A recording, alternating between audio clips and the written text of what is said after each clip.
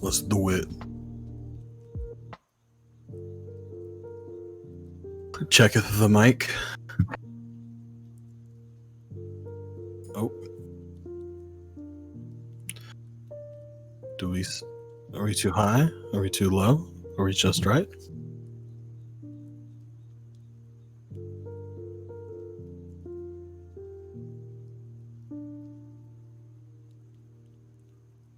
Uh-oh.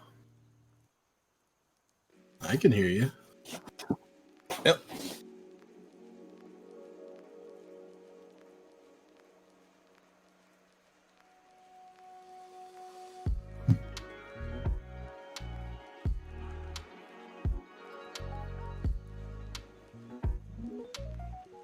Oh, it's not capturing your voice at all?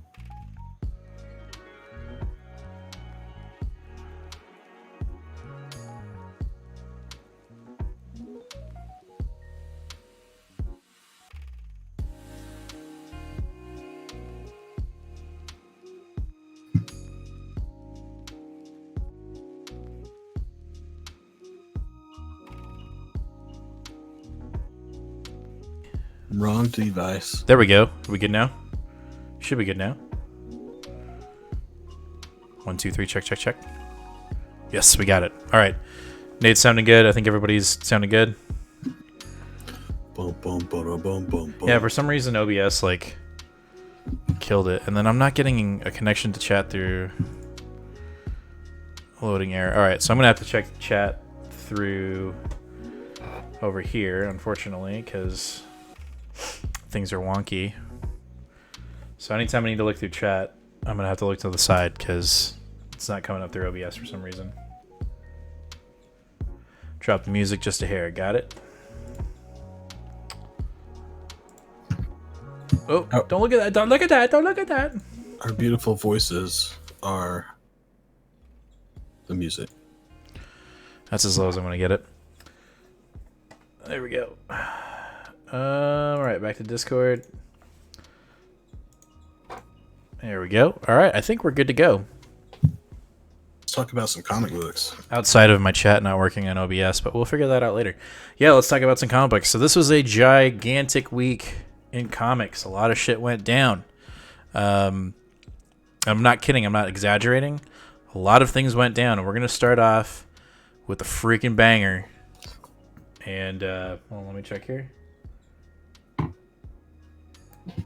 tad lower so you aren't trying to talk over it. Gotcha. We're going to start with a banger, and that is going to be Thor Number 6.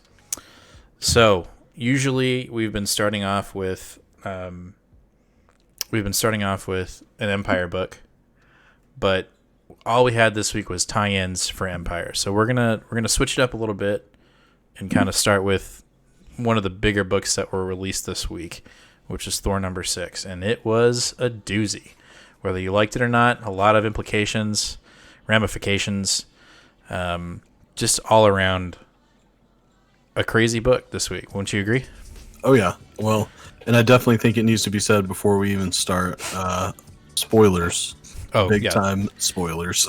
Yeah, anyone that's watching this show, just know that we're gonna spoil this week's books. It's they came out on Wednesday. If you haven't read them, and you still want to watch the show, and just don't get mad about spoilers because we are going to spoil all of these books. I think you've had time to read. And if you haven't, again, I say this every time. I hate to see you go, but please come back and watch after you've read the books if you don't want to hear spoilers. Yep. So let's get it started. So Thor Number 6. So we were left off last issue with Galactus and Thor doing their thing with the Black Winter. And the Black Winter was essentially just fucking with them, right? And just kind of messing with their minds, but also showing them truths in their demise, essentially their ends. And so that's where we kind of get left off, where Thor has been messed around with the Black Winter with numerous enemies of his past, and now they're trying to figure out what to do next. And also at the end of issue 5 we found out that Galactus is actually the herald of the Black Winter. So that was a big, I don't want to say typical Donny Cates retcon, but Donny Cates is the king of retcons, and I fucking love it. So that's where we ended up. Is the two have now kind of gone through their trial, if you will, through the Black Winter, and now it's time to make a decision. So we start off with the Black Winter basically telling Galactus, "This is it. You're done. Time to come back home. I need to, I gave you something. Now it's time for me to get that back." And Galactus ain't having it. And he's, through this first 6 issues, he's been powering up immensely to, like, basically gain a new form, if you will, like in Dragon Ball Z. Frieza's got like 3 different forms or 5 different forms, whatever you want to say it. So he's at his like ultimate form right now, Galactus, and he's basically pleading with Thor to help him take out Black Winter. And I think through Thor's experience in the last issue, he was like, "I'm out, dude. I'm done. I'm just done. I'm tired of this shit. I've watched you consume multiple planets. I've had to take everybody off those planets to Asgard, and I've had to clean up your mess. And I get it, I'm your herald, but I'm also a king. I'm a king of the cosmos. I'm king of Asgard, king of the 10 realms." And so he just put his foot down and said, "I'm done, dude." And typical Galactus, I think, with Galactus being as old as he is, he's not really... I mean, correct me if I'm wrong, Nathan, but Galactus is not very... willing to just not be respected and not get a command not being obeyed. Right. Yeah, for sure. He is not used to anyone telling him no, and definitely not doing it multiple times. And Thor has been doing that throughout this first 6 issues. He's just been kind of like, yeah, no, but then he kind of does it anyway. But he finds a loophole, essentially, in that command that he has to get from Galactus. Well, at this point, Galactus, he's not doing it. He's like, "I'm done." And Thor ends up basically fulfilling what the Black Winter showed Galactus in his death, that Thor was going to be his death, right? Yep. And freaking Thor just punches through his chest, just boom, just right through him. And Galactus just... I mean, it wasn't even like a pinky lift for Thor. It was just kind of like, "And you're dead." Yeah. And go for it. I was just gonna say, yeah, there's a little bit of a build up to it. Like he at first hits him, just kind of throws him to the ground, and then he gives him a little shock with some thunder, and then he really powers it up, and then he just chunks that whole thing right through him. And that double splash page is one of the best, I would say, death sequences I have ever seen. I can't imagine that not being a 3rd or 4th print of this comic. Yeah, for sure. Sideways, whatever.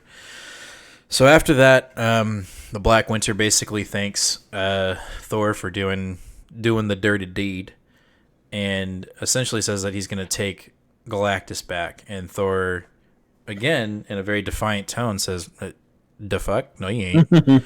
Nope. You're not taking Galactus anywhere." And I don't know. I feel like Black Winter kind of... One, he wasn't expecting that reaction, I don't think, because of the weight of what he can do to an individual. But also, I don't think he was expecting it either. I don't think he was expecting Thor to not be submissive in his order, And, doesn't that truly show you the stubbornness of Galactus to the very end? He was literally just shown, days earlier, that Thor was going to kill him, and here we are at the cusp of the moment, and he still thinks Thor is going to eventually bend to his will. Right. And then I think it's kind of the same thing with Thor. Like, Thor's saying, "No, I'm taking something from Galactus before you do anything." Right. And so, kind of a jump cut, and that's the other thing. We kind of just jump straight to what happened. The issue actually starts with Silver Surfer Black showing up to Asgard to talk to Thor about the events of what we just talked about. Yep. And one of the craziest things is what Thor essentially was taking from Galactus was his helmet. And he has now made it the centerpiece of his throne room on Asgard below the World Tree. which is pretty fucking cool. And there's some similarities in that, because if you read some of the Donny Cates' other material within the Donny Cates Cosmos universe, in Thanos Wins, Thanos is sitting on a throne of Galactus's helmet.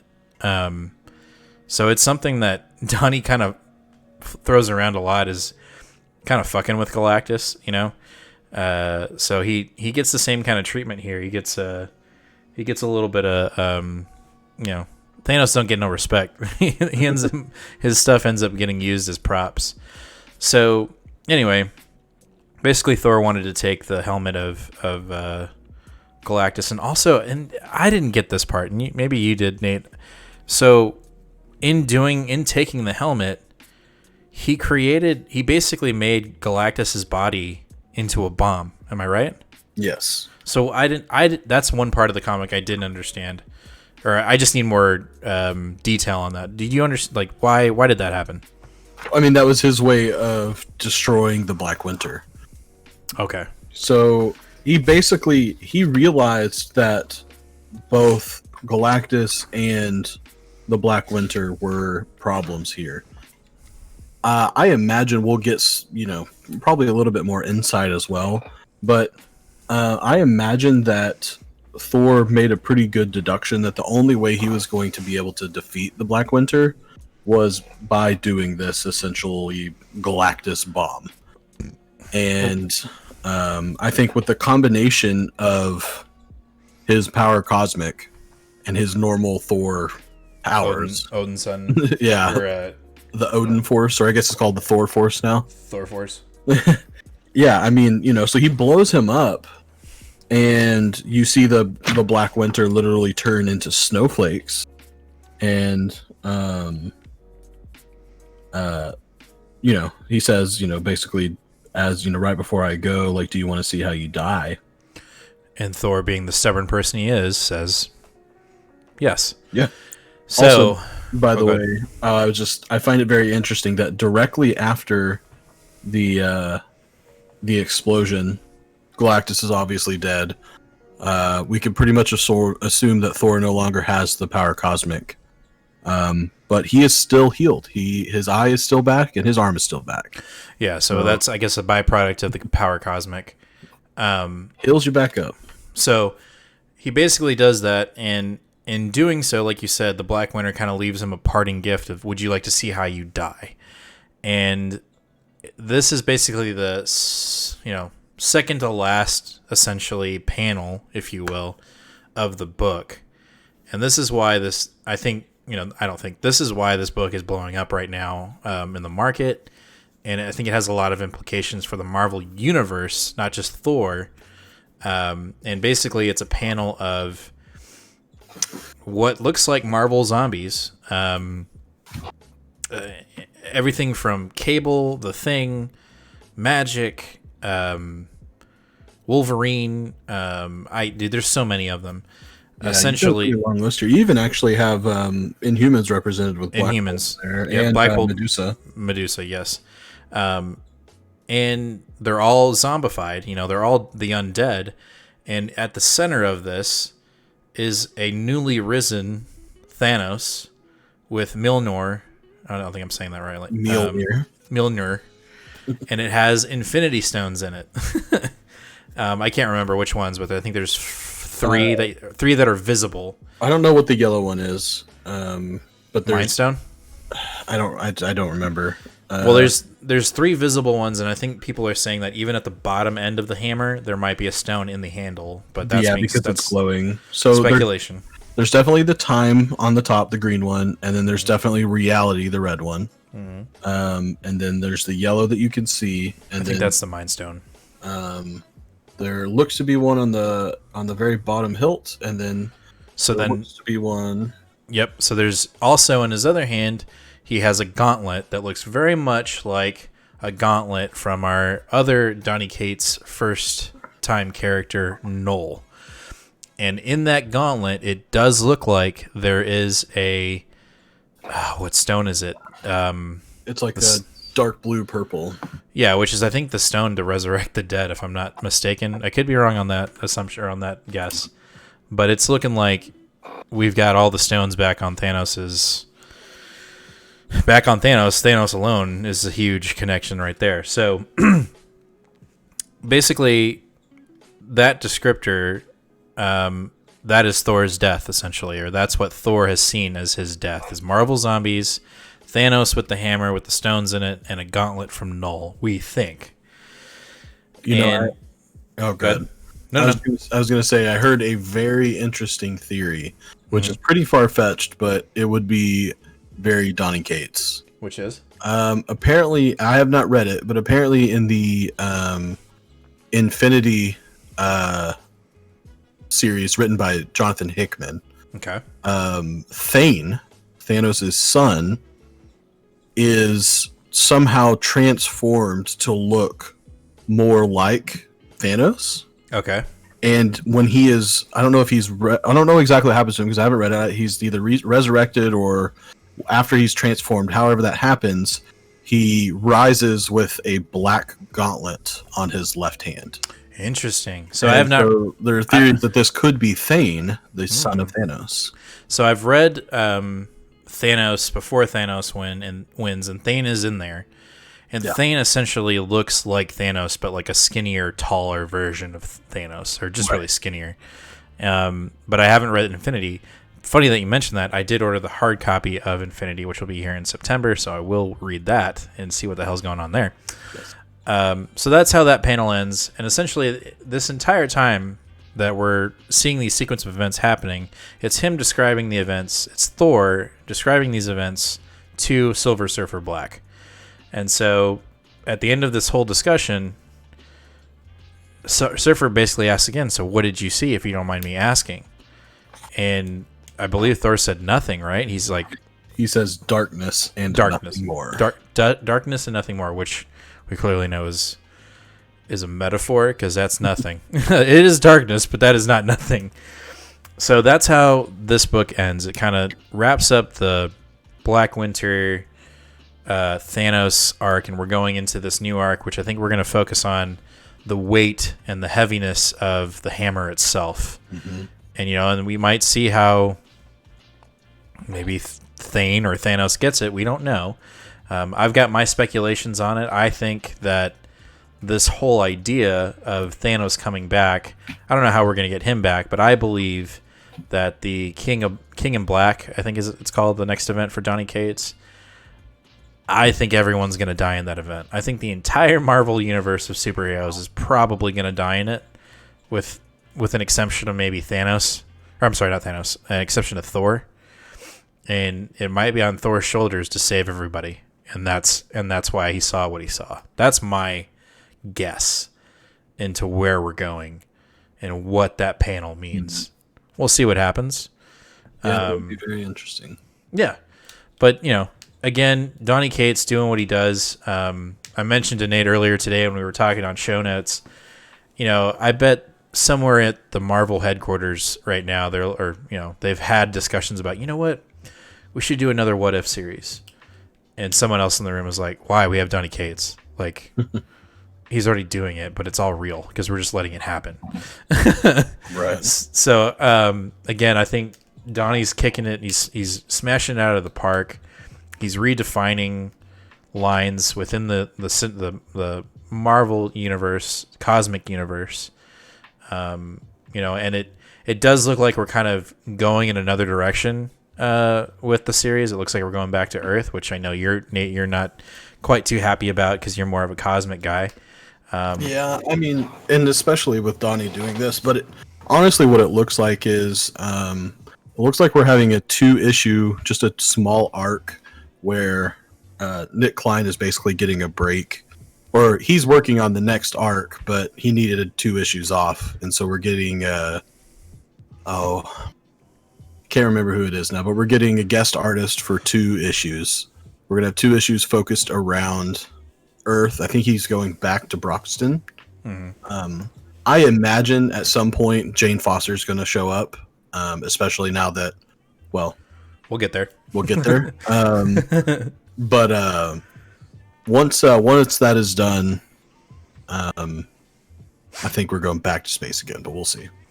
I can't imagine. I mean, with Empire being a cosmic and kind of Earth event, and then the next event, obviously for Marvel, is Ten of Swords, which will be on Earth, but it might be cosmic as well. But then after that, it's King in Black, and that's no doubt a cosmic event. I think Ron has said this before, that everything that Donny is writing is leading into the King in Black, and I can't imagine it not being heavy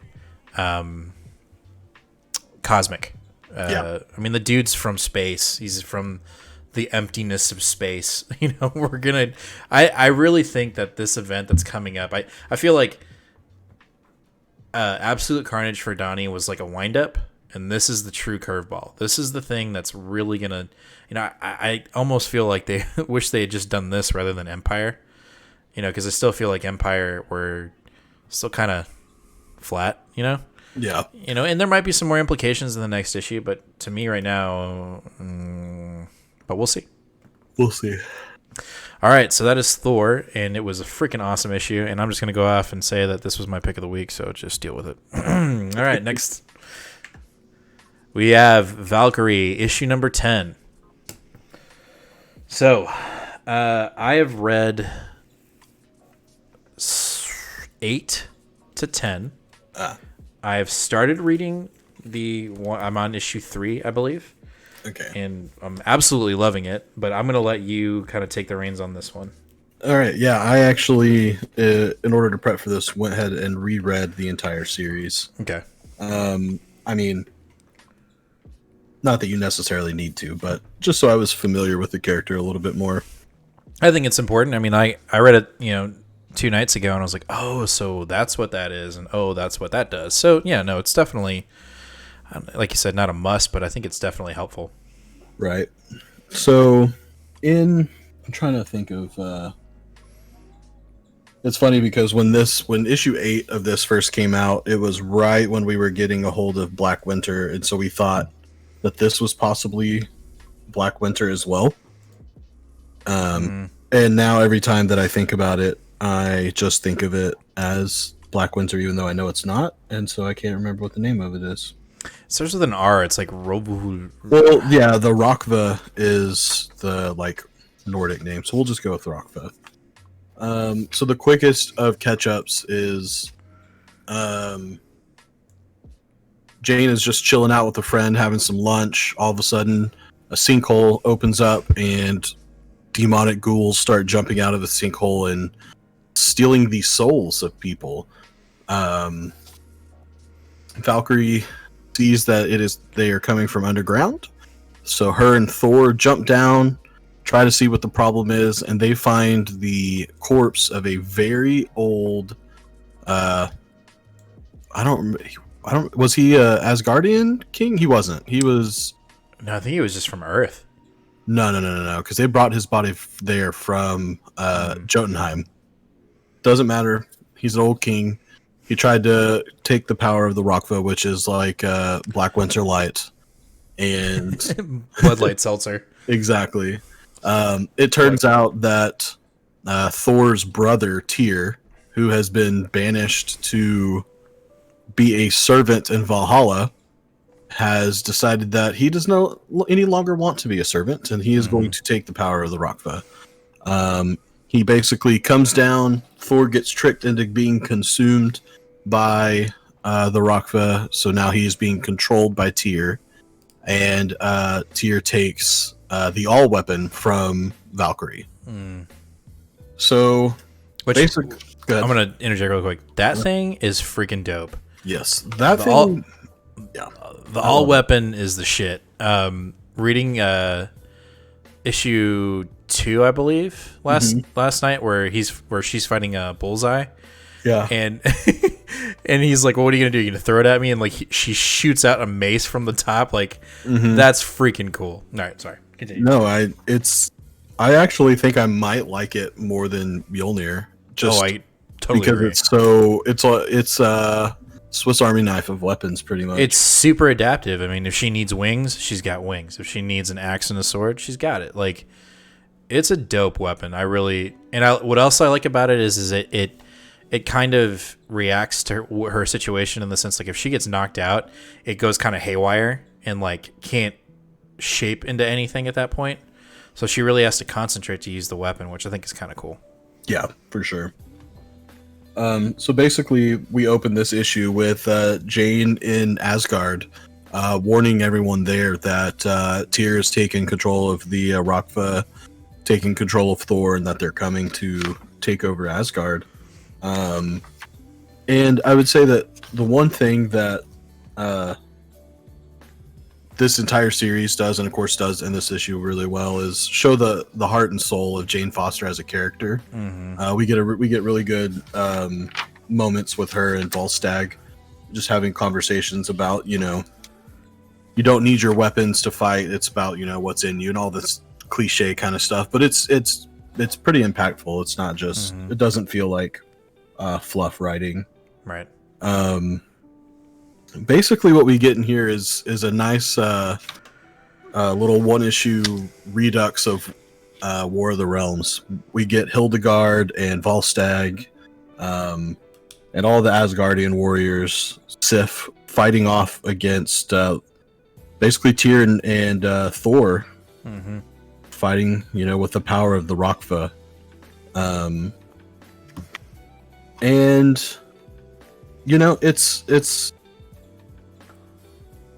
it's a fun issue. I'm trying to think of.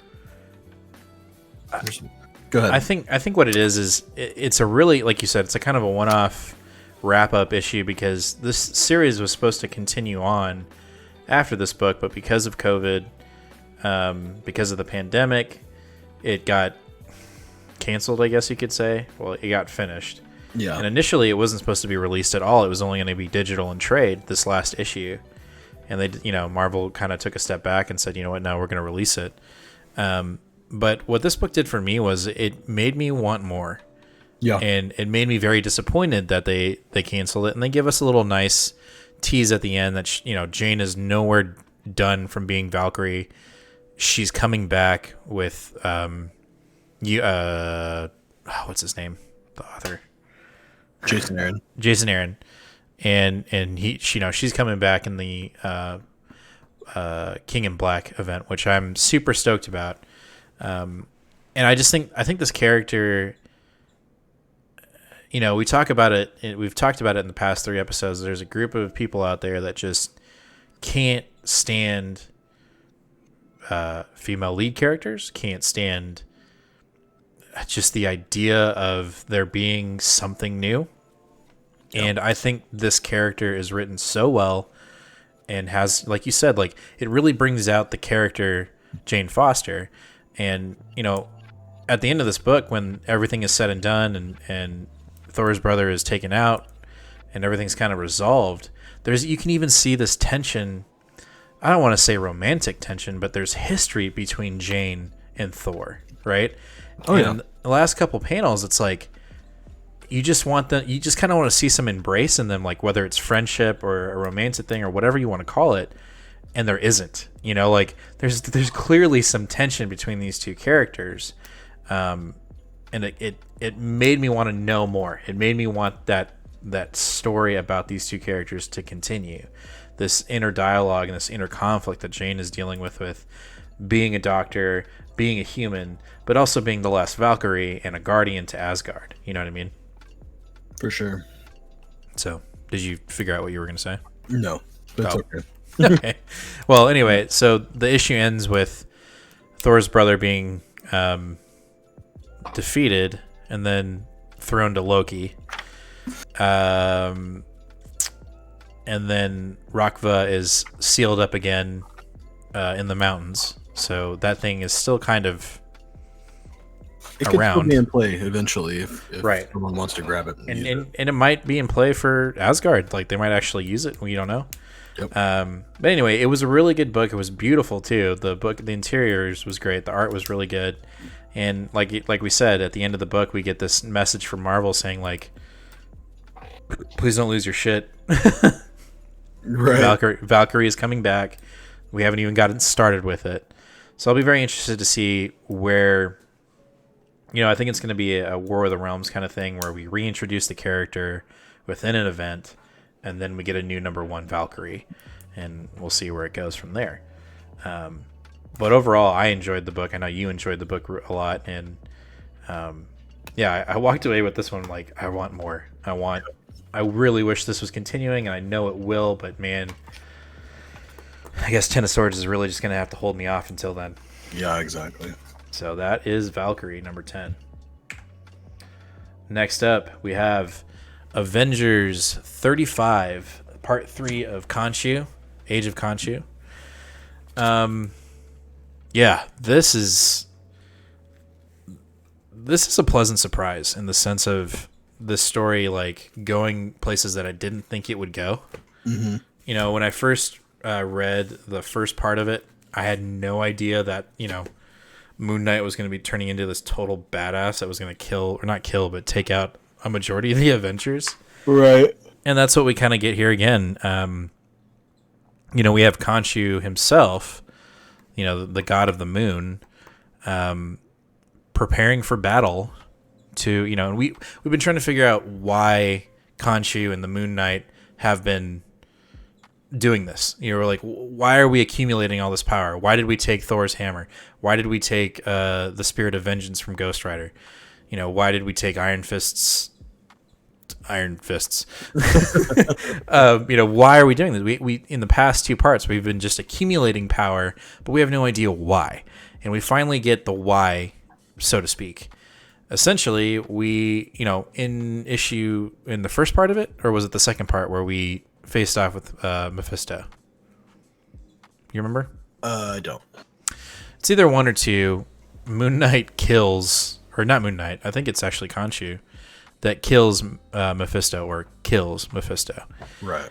And that's the thing that I think kind of just kicked everything off, and we were kind of like, well, why did you do that? And now we know why. He's the threat. He is the entire threat for Khonshu, and I assume accumulating ultimate power, and Mephisto, I would assume, is in the way. So, 3 pages in, Mephisto shows up, guns blazing, literally. Right. Coming after Khonshu, and they go at it, and they start fighting. So we get this, gun-wielding Western-style Mephisto saying, I'm going to kick your ass, and we cut to Iron Man and Captain Marvel and Starbrand baby fighting off. Are they fighting off zombies? I can't remember. No, they're fighting off Moon Knight. Well, before that, they're fighting off something before Moon Knight, because Moon Knight shows up at the end of this issue. But they're fighting like servants of Khonshu, right? Is that the... Well, that's She-Hulk and Captain America and Blade. Okay. So they're doing that, and they're fighting off, and they're kicking some major ass. We get a gamma vomit beam coming out of She-Hulk at one point, which I thought was really cool. And then we cut to Iron Man and Captain Marvel, and they're trying to figure out what to do with Starbrand, because they know that Khonshu and Moon Knight are after this baby. Like, they're after that power. Like, they're trying to accumulate as much power as they can to fight Mephisto, which we know that, but we don't know. The Avengers don't know that. And Moon Knight shows up in his spirit of vengeance going, give me the baby. Baby now. That's like the last real power that they haven't taken over that they want. Correct. And so essentially Carol tells Tony, like, get the hell out of here. I'll take care of Moon Knight. And she gets taken out in non-Captain Marvel fashion. Like, the fact that she actually gets subdued is kind of surprising, I think. Just because in a majority of her comics and even in the movies, she's just looked at this as this, like, unstoppable force. And Moon Knight's puts her down pretty easy. And stuffs her in the trunk of the of the hell car, or whatever you want to call it. And in doing this, he's kind of, Moon Knight is doing the evil speech, if you will, and telling Tony why he needs the Starbrand, and it's essentially to defeat Mephisto. So this is the first time that the Avengers find out why the Moon Knight is doing what he's doing. And Tony in his mind is going like, wait, whoa, what did you just say? Right? And then in that happening, Carol kind of gets out, saves the damsel in distress that is Tony Stark. Because Tony is literally about to hand this baby over. Yeah, because he heard Mephisto, and he's like, wait, Mephisto's no joke, right? Like, that guy's... Well, and he also has that flashback to when he goes... remember when he gets sucked back in time? Back in time. And he has that run-in with Mephisto, and he's back there, and he realizes how, what type of situation could happen if Mephisto is, fully unleashed from this type of Las Vegas hotel prison that Doctor Strange has put him in. Right. So, like you said, he's about to give him to Moon Knight, or give the baby to Moon Knight. Carol swoops in and is like, WTF, bro, and they fly off, and they're trying to figure it out, and Tony's kind of trying to reason with Carol while they're taking off, and Moon Knight is basically saying like, this close, and I think also in this, was it with She-Hulk and the other Avengers, where they try to find out where Thor is, and someone, I don't remember if it was Khonshu or if it was Moon Knight, that says he's buried in the sky. Do you remember reading that? I don't. That doesn't sound familiar. Look around in there. There's a panel where they're talking about, how everybody's been dealt with, and like, well, where can we find Thor? And I remember reading he's buried in the sky, and I was like, what the hell does that mean? It's in there. Like, it's real abstract and weird. Like, I did not. Yeah. It's when they find Robbie and Iron Fist and Doctor Strange and the sarcophagus, and which, by the way, I thought was pretty cool. Captain America is pulling Robbie out and says, we need to get them through the blockades to medical. Someone find Jane Foster. Right. Yeah. And then he says, does anyone see signs of Thor? And Robbie, sort of shocked, is like, he's not here. Thor's buried in the sky. So, wait, you know what? I know what that means. I know exactly what that means. He's on the moon. Yes. Yeah, he's on the moon. Never mind. I get it now. But still. So anyway, it's pretty kick-ass, though. So that's how we kind of get left is Starbrand is almost essentially taken or given away, and at the last second Carol swoops in. So I think we have 2 more parts of this storyline before we get into the Phoenix. We do. Which the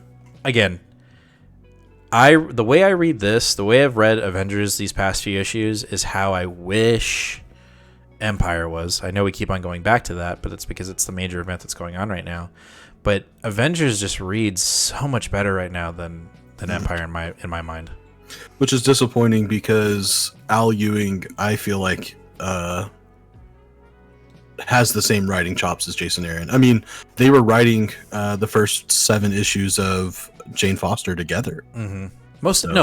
Most definitely. I think what happened is they put Ewing and they put Slott on Empire, and like you're saying, Ewing was on Valkyrie. He's on Immortal Hulk. Immortal Hulk right now. Sorry, I have to read chat over here because I can't see it on here. So we've got Ron's basically saying is Ewing's first crossover. Aaron has done 4 or 5 crossovers. Yeah, I just don't think Ewing is kind of in his element with the crossover. And not to say that Empire is bad. I think it's good, but it's just not hitting as well as like these main titles. And if it's an event, it's supposed to be this big, epic, all-encompassing event, and I don't feel like that right now. The last issue 5, I do feel like we kind of went somewhere, and hopefully 6 kind of turns it around. But I'm enjoying Avengers way more, and I wish Empire would read more like Avengers is reading right now. Yeah, I'm excited for the next issue of Avengers. That last panel where we see Black Panther literally just like in absolute scraps. Like, what's up, bro? Yeah, his clothes are basically not there, and he's like, "Yeah, so we gonna do this or what?" Yeah, we gonna fight? Let's go. Literally walks past a pile of dead Mephistos, also, which right. I thought was pretty awesome. Yep. So there's that. Sorry, I'm doing a little bit of housekeeping here. I want to be able to pull chat up so I can just read it, because I really hate looking this way when I can definitely look right here. So let me do a little bit of... Do you have any other things to talk about it before I move on? Nope. All right, well, I was going to see if you did, because I was going to pull up chat. Well, go to Captain Marvel. I'll start there. All right, Captain Marvel. So the next book is Captain Marvel. Empire tie-in. Kinda. But it is... Yeah, you're right. Well, there is some Empire tie-in here, but there isn't, but there is. Yeah, so go for it. So, I didn't dislike this issue. This issue was fun. Yeah. I just, like... by the time I got through with it, I was like, all right, we get it. She's Kree. She makes jokes about humans. Like... So basically, we're picking up the story with, Carol has split the power of the ultimate weapon. What is it called? The ultimate universal weapon or universal weapon. Yeah. Yep. And has basically decided that they're gonna find out who destroyed this city. She's going to vindicate her sister, and everyone's gonna have a great time doing it. Mm-hmm. We do see a little bit of interaction with her and Teddy, which I found to be interesting. I think we can definitely place this at the very beginning of Empire, like all of these issues, because this is definitely Teddy and not his shape-shifting grandma, taking over. Yep. Which is really odd, because if you look at the reading order in Empire, like this one continues to be released alongside major releases like 3, 4. You know what I mean? Yeah. Well, it's really confusing. It's just because time's not, it can't progress at the same way. So I know. Basically, I bet when this is in an omnibus or something, all 3 of these issues or 4 of these issues are going to be smack, probably like between issue 1 and 2. Yeah. Yeah. Which I'm looking forward to. I might actually pick that thing up. Yeah, if they have some extras in there that we don't get in these normal issues.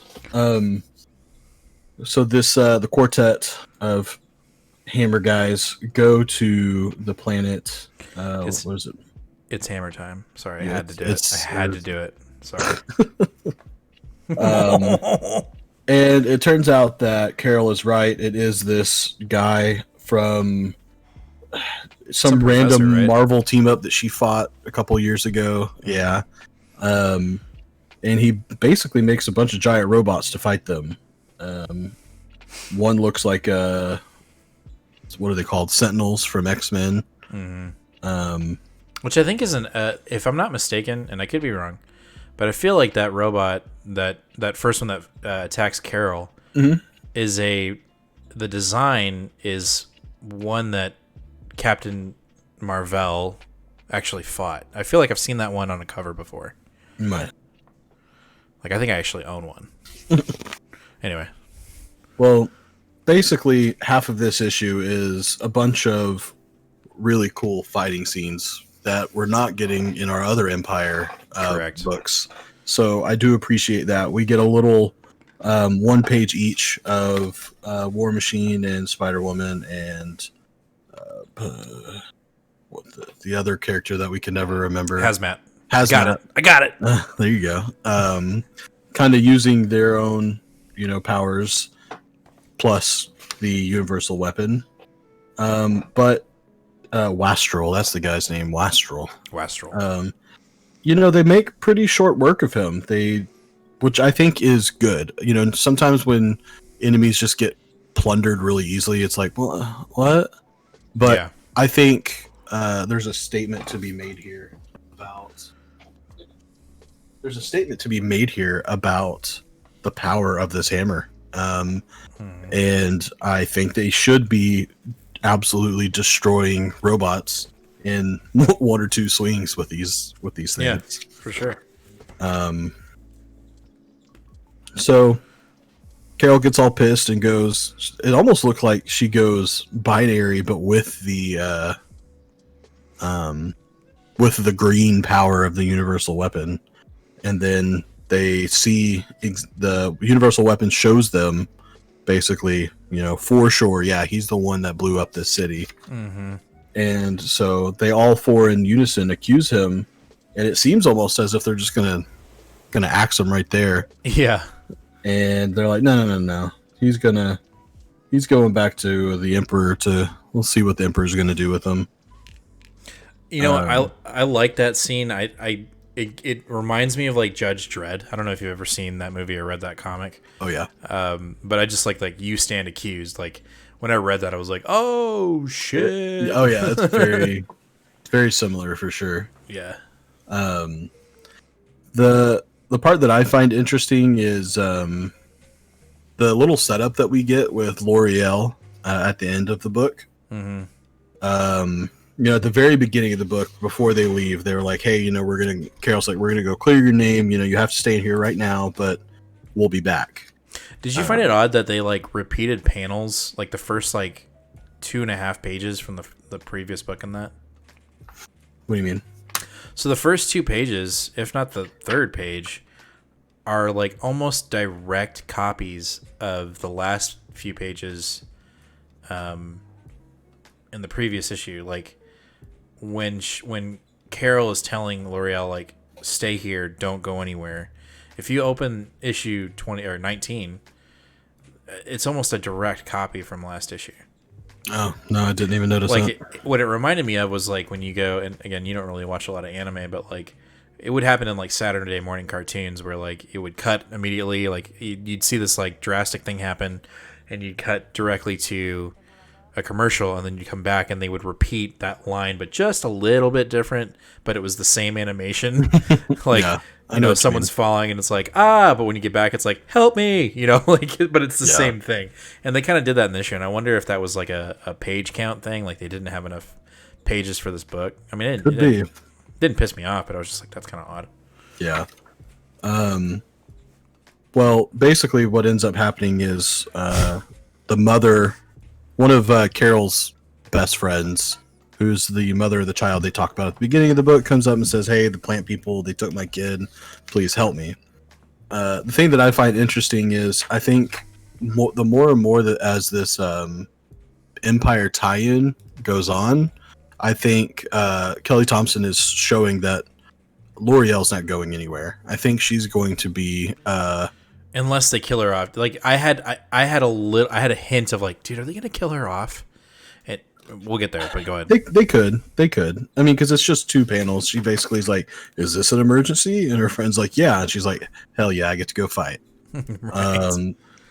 But yeah, I don't know. Maybe. I mean, that definitely could be possible. I don't think so. I think that they are going to set her up to be a player here for a while. I think she's gonna be the new accuser. No, I don't know that they're gonna go that far. I think so. But here's my reason for thinking that they're actually going to kill her off. The next cover is a casket essentially, with the Kree star on it, and there's a hammer like placed on it, and everyone assumes that's Captain Marvel, but I think it's her sister. Well, no, it's supposed to be her. There's a nameplate at the bottom that says Danvers. Okay, well, maybe she adopts her name. Let me spec. Jesus Christ. Anyway, that's fair. Yeah, anyway, I hope they don't kill her off. I'm with you. Like, I like this character. I think she is going to be the new accuser, because Captain Marvel can't be she can't stay the accuser. Like, that's too much power. That's too much power for that character. Yeah, well, and they keep talking about how... my wife made popcorn and I can smell it. It smells so damn good. Sorry. It just smells so good. All right, go. They keep talking about, she says, can you feel it? And she's like, yeah, I don't trust it. That's why I split up the power. They keep talking about this in every issue, just a little bit. Mm-hmm. So I think, it might not be the next arc, but eventually I think that's going to come to a head. And you might be right. Like, her sister might be the one that, Carol goes crazy and, does something bad with it. And right before she does something terrible, her sister stops her. And only a full-blooded Kree could be the one to, take it over or something. Well, and another twist might be like that might happen because also in those other panels at the beginning, we were talking about, L'Oreal being kind of also being called to the hammer, and she's like, I really don't want to touch that thing. Right. And who knows? Maybe her sister ends up becoming a villain in Captain Marvel. She touches the hammer, and boom, we've got our next Captain Marvel villain, and she's got to kill her sister. Oh shit. We'll see. Anyway, definitely enjoy this. I think I told Ron that I'd like to have this on my pull list indefinitely now. I'm enjoying it, even outside of the context of Empire. I picked up the previous arc before Empire, and I really enjoyed that. Yeah. So yeah, I am going to continue to read this book well after Empire. All right, next up, Swordsman. Okay, I want to give my perspective off this book, and then I want to get yours because I don't know if this is just a rehash and you already know all this stuff, or if this is completely new content. Got it. This was very close, if not, it was like the third book that might have been my pick of the week. I really enjoyed it. Kind of a backstory of the Kutati that is possessing or has taken over the swordsman's body, and his little but just his experience with full-blooded Kutati, if you will, and how they kind of shun him, and because he's in a human body and he has human thoughts, and I think he's a little jealous of his son because the other Kutati obviously have said that he is the Messiah of the Celestial Messiah, so they treat him differently, even though he's part human. Right. And so you can kind of tell that like there's definitely some jadedness that the swordsman is feeling, and I don't know necessarily if he's gonna take it out on his son, but there's definitely some jealousy there, and I do feel like in the main Empire issues we get this sense that the swordsman is the real bad guy in this book. That he's out for blood, and he has kind of corrupted his son to do the same thing. And we kind of get that little history here in this book, with him basically saying that he needs to retire and go off into the sunset, but he can't trust humans. He can't trust them. And, he goes and I can't remember exactly where they go. It's some kind of temple on Earth. Yeah, the priests of Pama. It's a temple in Vietnam. And he goes there to kind of assimilate with his original form. And, before they do that, there are these people, I wouldn't say poachers, but it's this company that's trying to get a hold of resources in the area. And, how do you say his son's name? Koi. Yep. His full name is Sequoia, like the tree. Oh, gotcha. So Koi, or essentially the swordman, sees these poachers trying to get at something, and he's like, I gotta kill him. Don't trust him. Gotta die. And Koi, in all of this, is trying to stop his dad, and he comes to a compromise, with his dad and these poachers, and gives them some of the tree root of the trees that are planted there. And it's showing it's got these kind of healing properties and very valuable resource. And when they get it back to the, the guy that's looking for this stuff, he's like, I want it all. I want everything that is over there. I want everything that is growing over there. I need it all. And before this happens, the swordsman says, all right, I'm out. I'm going to assimilate and essentially die. And he kind of does that. And Koi watches him essentially become one with his original form, this tree, and leaves. And when he leaves, these guys show back up and they start cutting up the forest, and the swordsman just goes apeshit. and I think rightfully so, and starts, I don't know if he kills anybody at that point, but he gets pretty pissed. He definitely kills people. Okay, yeah, so he's slicing and dicing. He's slap chopping. And yeah, he Koi goes around there. That's right. And Koi comes back and how does that work out? I think he just kills everybody, and Koi shows up afterwards. Correct. And is like, all right, you're right. Humans are bad. I'm sorry I doubted you, essentially.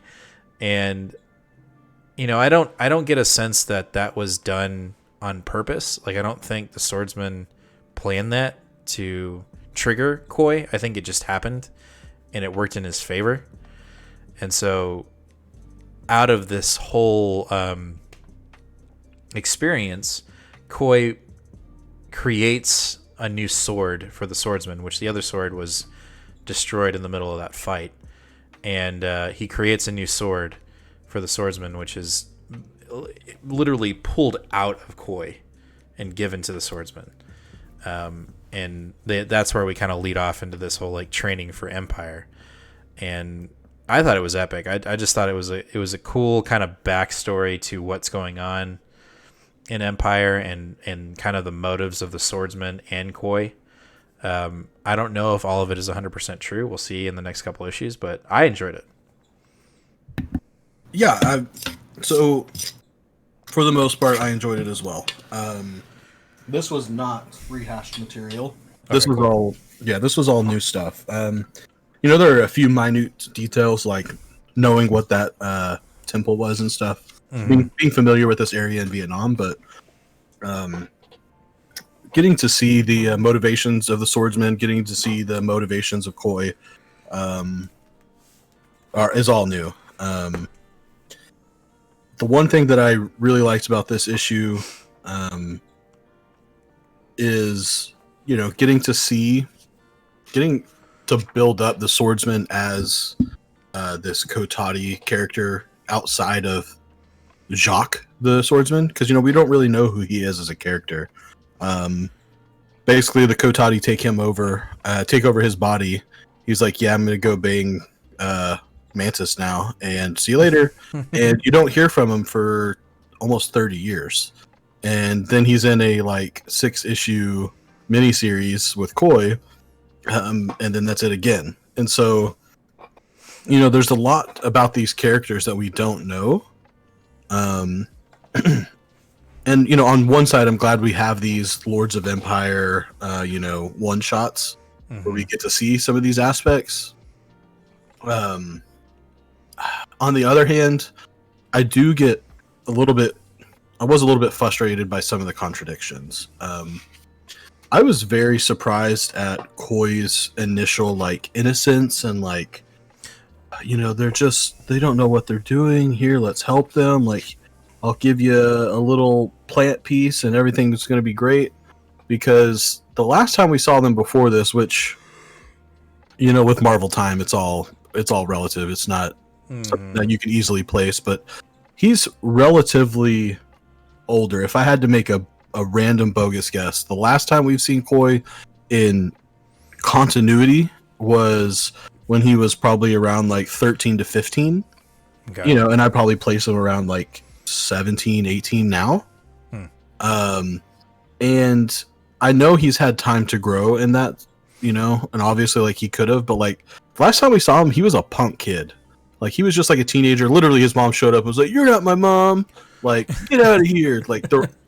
So much so that some of that can be blamed on Steve Englehart's writing. It was not very good. But he just was a real ass of a character, and he was skeptical of humans then, big time. And so I'm curious what changed the motivation. And it's not a fair thing to say. I don't know the author at all, Alex Packnadell. I'm not familiar with his work. He could have read every single Koi story before this, but it seems like he didn't. He didn't he didn't get the essence of the character very well. Gotcha. But I can forgive it because I think Koi was secondary in this story, obviously. It was a swordsman's story first. Right. And I think they did really well with Swordsman. I think laying out his motivations for what's going on were key to this issue. And I think, again, we get another glimpse to why exactly the Kotati would hate humans so much. I think Al Ewing got lost in the details of these crossovers or these tie-in issues, because seeing this guy that's once we grow this thing, we can cure all neurological conditions and like use these plants basically to our bidding, that's a great motivation. Like that. Oh yeah, you read that and you're like, oh yeah, that makes sense. Like yeah, no wonder they hate humans. Like they just want to, use this as fertilizer so they can make themselves healthier while eating our dead corpses, basically. Right.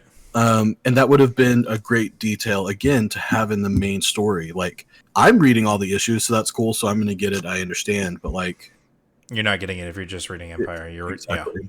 Yeah. And I go back to, I really do believe when they were pitching this and when they were planning this, they were anticipating, and again, I don't think it's very smart, but I think they were anticipating everybody picking up the tie-ins.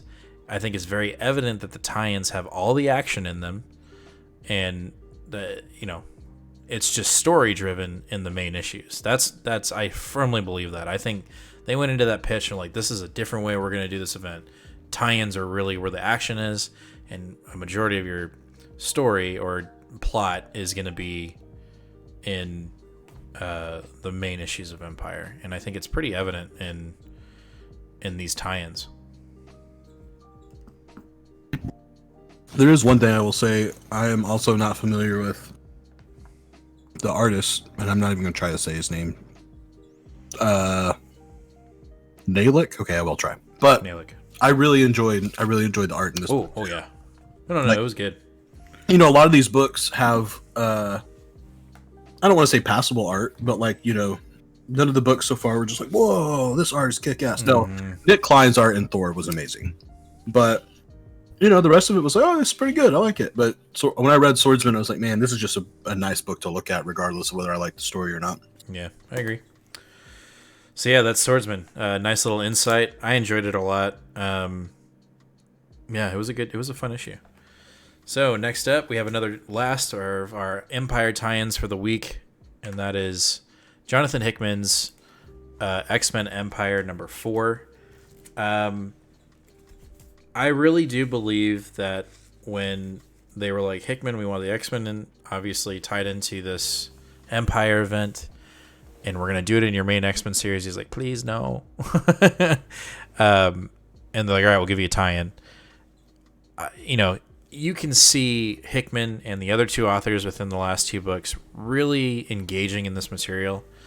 The idea that Genosha, 16 million dead mutants resurrected as zombies. And then the Kotati on top of that, and then the X-Men, and then the horticultural old ladies. It's just a really fun, almost kind. This issue I almost feel like wasn't really related to Empire.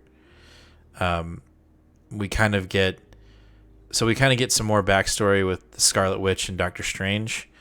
Scarlet Witch has gone back to Doctor Strange with her tail between her legs, and is saying, "Help me! I fucked up. I shouldn't have done the thing that you told me not to do. I did it anyway." And so the first couple pages in this book, we're seeing Doctor Strange basically be an asshole to Scarlet Witch. Yeah, pretty much. Just telling Scarlet Witch that she fucked up and I'm going to rub your nose in it for a little bit. And he asks her like, hey, so what, take me through your process. Tell me what you were thinking. And she tells him and he's just like, God damn it. I told you not to do this. So after kind of going through what she was thinking, she's like, so you're going to help me? And he's like, yeah, I really don't got the time. And she's like, yeah, but I don't care. I need your help. So they go and basically reproduce the staff that she made in the first issue. And they go back to Genosha, I would assume within hours after she fucked up. And Doctor Strange even tells her while they're doing this, like, this is not going to fix everything. This is just a remedy. And so Strange, goes to the original staff and throws down the staff again. And I believe it creates a barrier, if I'm not mistaken. It does. But it puts a time stamp or a timer on how long the zombies on Genosha are going to last, and it's 30 days. Yep. So that's his fix, because he can't just undo it. He's got to. It's going to take time, because what she did was just so powerful. So she's like, well, what are we going to do if someone shows up? And he's like, hope nobody shows up. Like, yeah. I love that the plan of both of these people who are massively connected to all of these groups. They go, should we tell anyone about? Oh no, don't tell anyone about this. We'll just pretend like nothing happened. Nothing happened.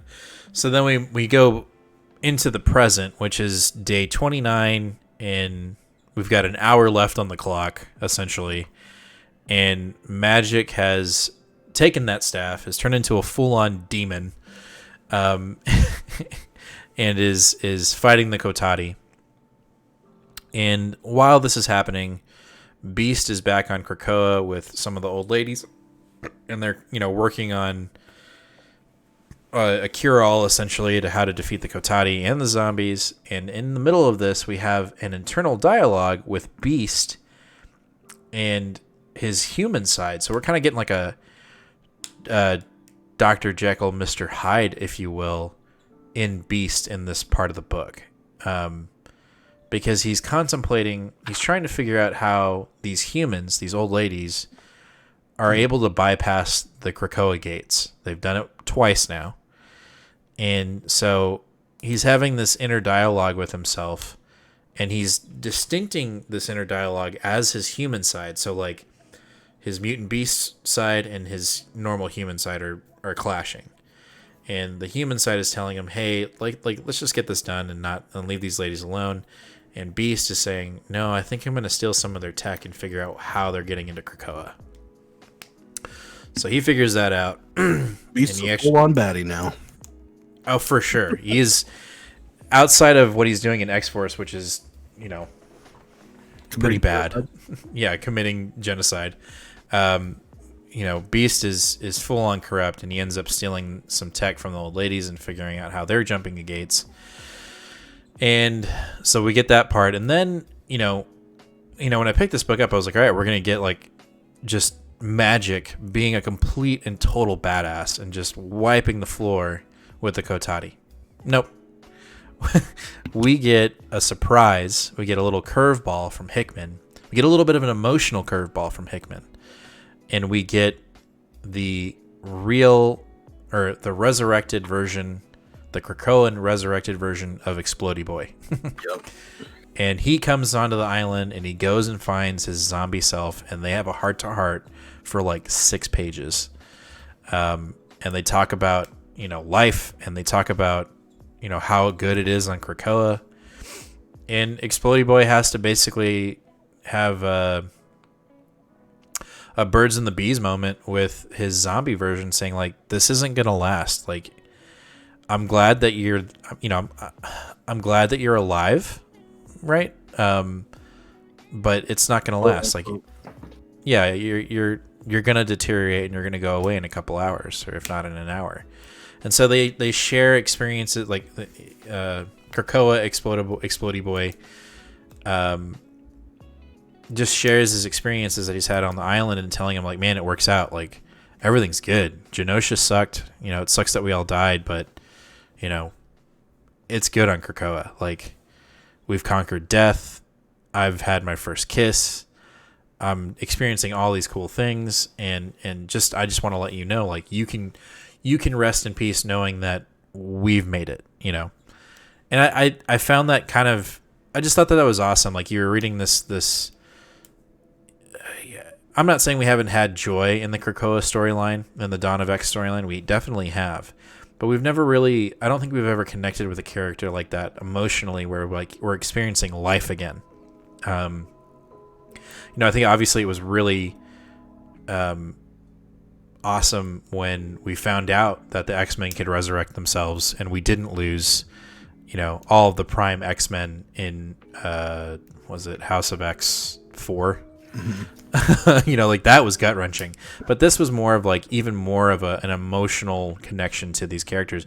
And I've never heard of Explodey Boy, and I was like, dude, this is deep, And so he basically tells him like, yo, let's finish this. and the zombie version of Explodey Boy goes and puts on a jetpack and flies directly into the mouth of the brain Kotati zombie monster and blows it up. And it wasn't magic. It wasn't magic being a hell demon princess that defeated it. It was Explodey Boy's zombie version that ended the war essentially in Genosha.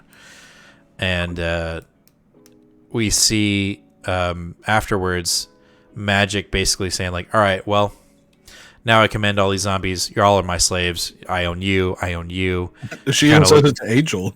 Yeah, she said it to Angel like, you're my bitch. And then she looked at Nightcrawler and was like, I'm specifically very interested in you. And even Nightcrawler was like, what? What are you talking about? And then we kind of see Hickman puts a little clock up, game time clock, and the hour runs out, and poof, our demon princess Magic is back to normal. But I think what we get from this is that she has the potential to do this again, that she has this dark side in her that, I think may be useful later on down the road, Ten of Swords. And who knows, we may never see that version again of her, but I think we will. Hickman, again, does not do these things. And it's like, all right, and we're done with that. We're never talking about that again. Look at Scarlet Witch. She's been mentioned numerous times in the Dawn of X books. We finally get to see her in this Empire tie-in, and I don't think it's the last we've seen of Scarlet Witch. I think Krakoa is gonna figure out one way or another how to deal with Scarlet Witch, whether it's just straight up putting a bounty on her head, or maybe figuring out a way to work with her, for her to atone for her sins, through some kind of workout with Krakoa. Yeah, I think we're left with she's still not over it. The final bit says, basically, they'll try to live with what's happened. And she says, unless you can't or you won't. You won't. Yeah, it's definitely hurt her. Like, she definitely has. It wasn't an easy decision she made. Clearly, she's still fighting these demons of saying no more mutants, and she's obviously not aware of the Krakoan resurrection protocol. She doesn't. Nobody. I don't think anybody knows. I don't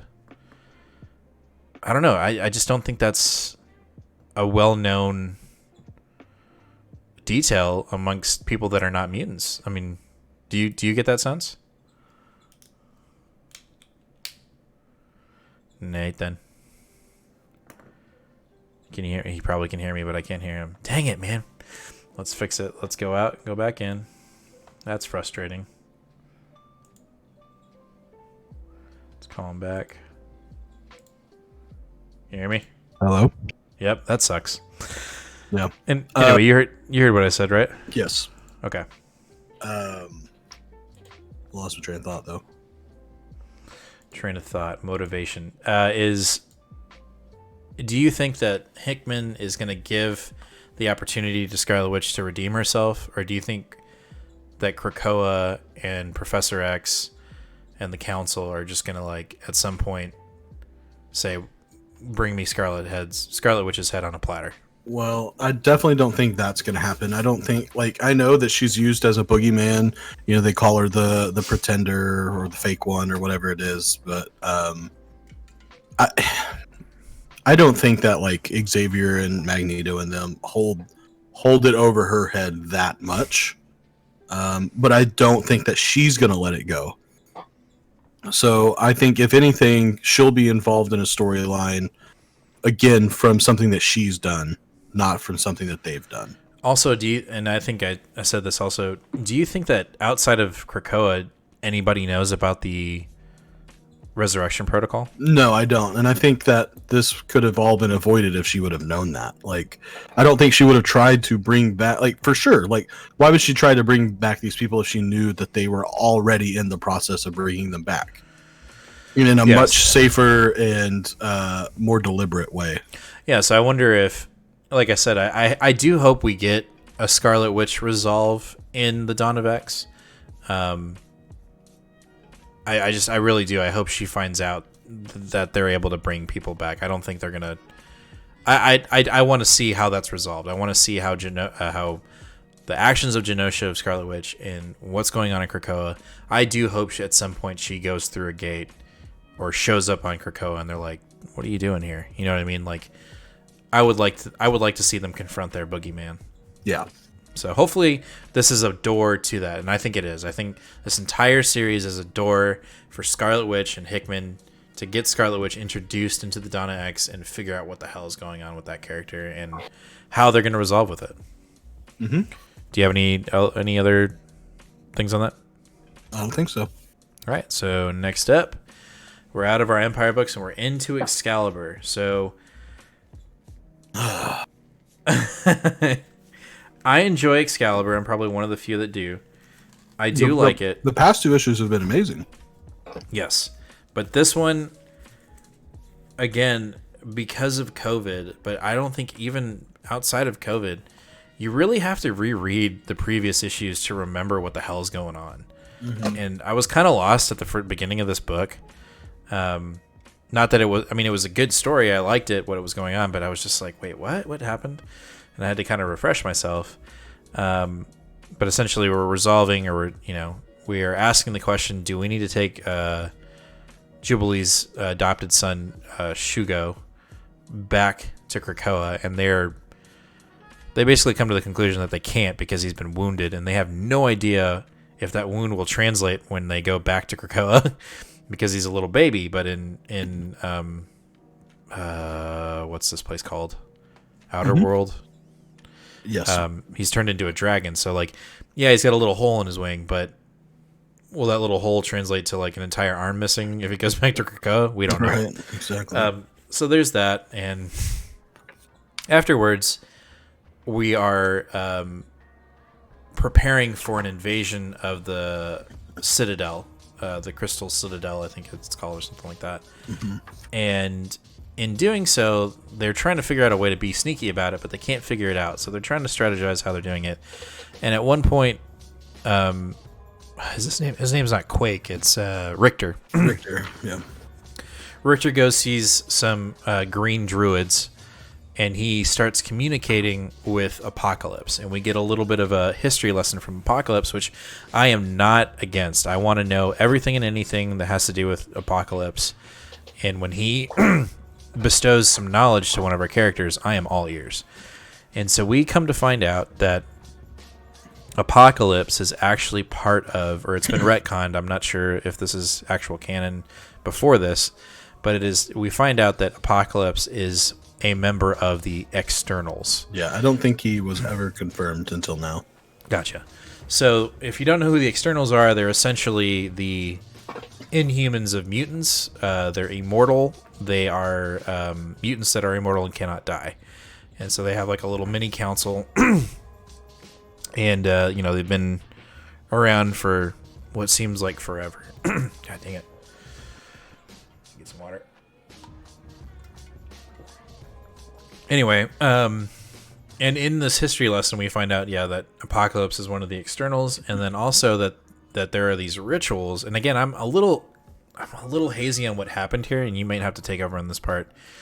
But he talks about this ritual they had with one of the Externals, essentially embodying the power of that External into a stone. Is that right? I mean, I've got the issue in front of me, and I'm still fuzzy on it. Yeah, I don't understand exactly what they did, but they basically took the power out of this External and placed it into a stone. And then that mutant is able to just hold on to it so that nobody steals it. I didn't quite understand that. So apparently this, I don't know, I don't believe she is named on these pages. This is a perfect example of the few times that I get frustrated for being a new reader, and I'm not frustrated at the writers. Obviously, I don't want to be handheld through everything, because eventually I'll be caught up. But it is times like this that I'm just there's so much going on here. Apocalypse and the Externals originally happened in the 90s or late 90s. Apparently this character, this external that gets this stone, is antagonist of Gambit's. Like her and Gambit fight a lot. Yeah. And so it makes sense that we're seeing her in this book, with Gambit being one of the main characters. But at the same time, this, like I'm looking at this ritual and I still just am like, wait, what's going on? Why does this matter? And I feel like every once in a while in a Dawn of X book, this happens, and I'm just like, I get through reading the issue and I'm like, well, I didn't like that one, but is it because I missed too much? Right. Or is it just because it wasn't very good? I think I think for me it's missed too much, and thank God for Comic Book Herald on YouTube, because I cannot wait for his YouTube videos to pop up. So I'm like, all right, what did I miss? Because there was clearly something I missed. Like, there were parts of this book that I really liked, and then there are parts that I'm just like, I don't know what the fuck is going on.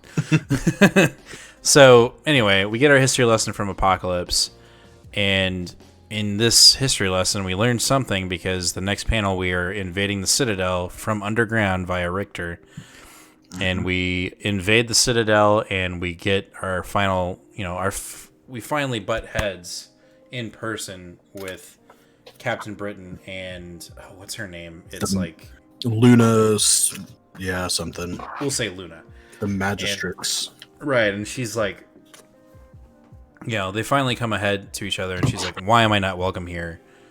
I've always been any Captain Britain has always been welcomed in the Citadel. WTF? And what I find funny about this is, like, 2 issues back, we had this multiverse thing going on, where one of these alternate realities, Braddock died, Captain Britain dies, and Gambit, Jubilee, Rogue, Richter.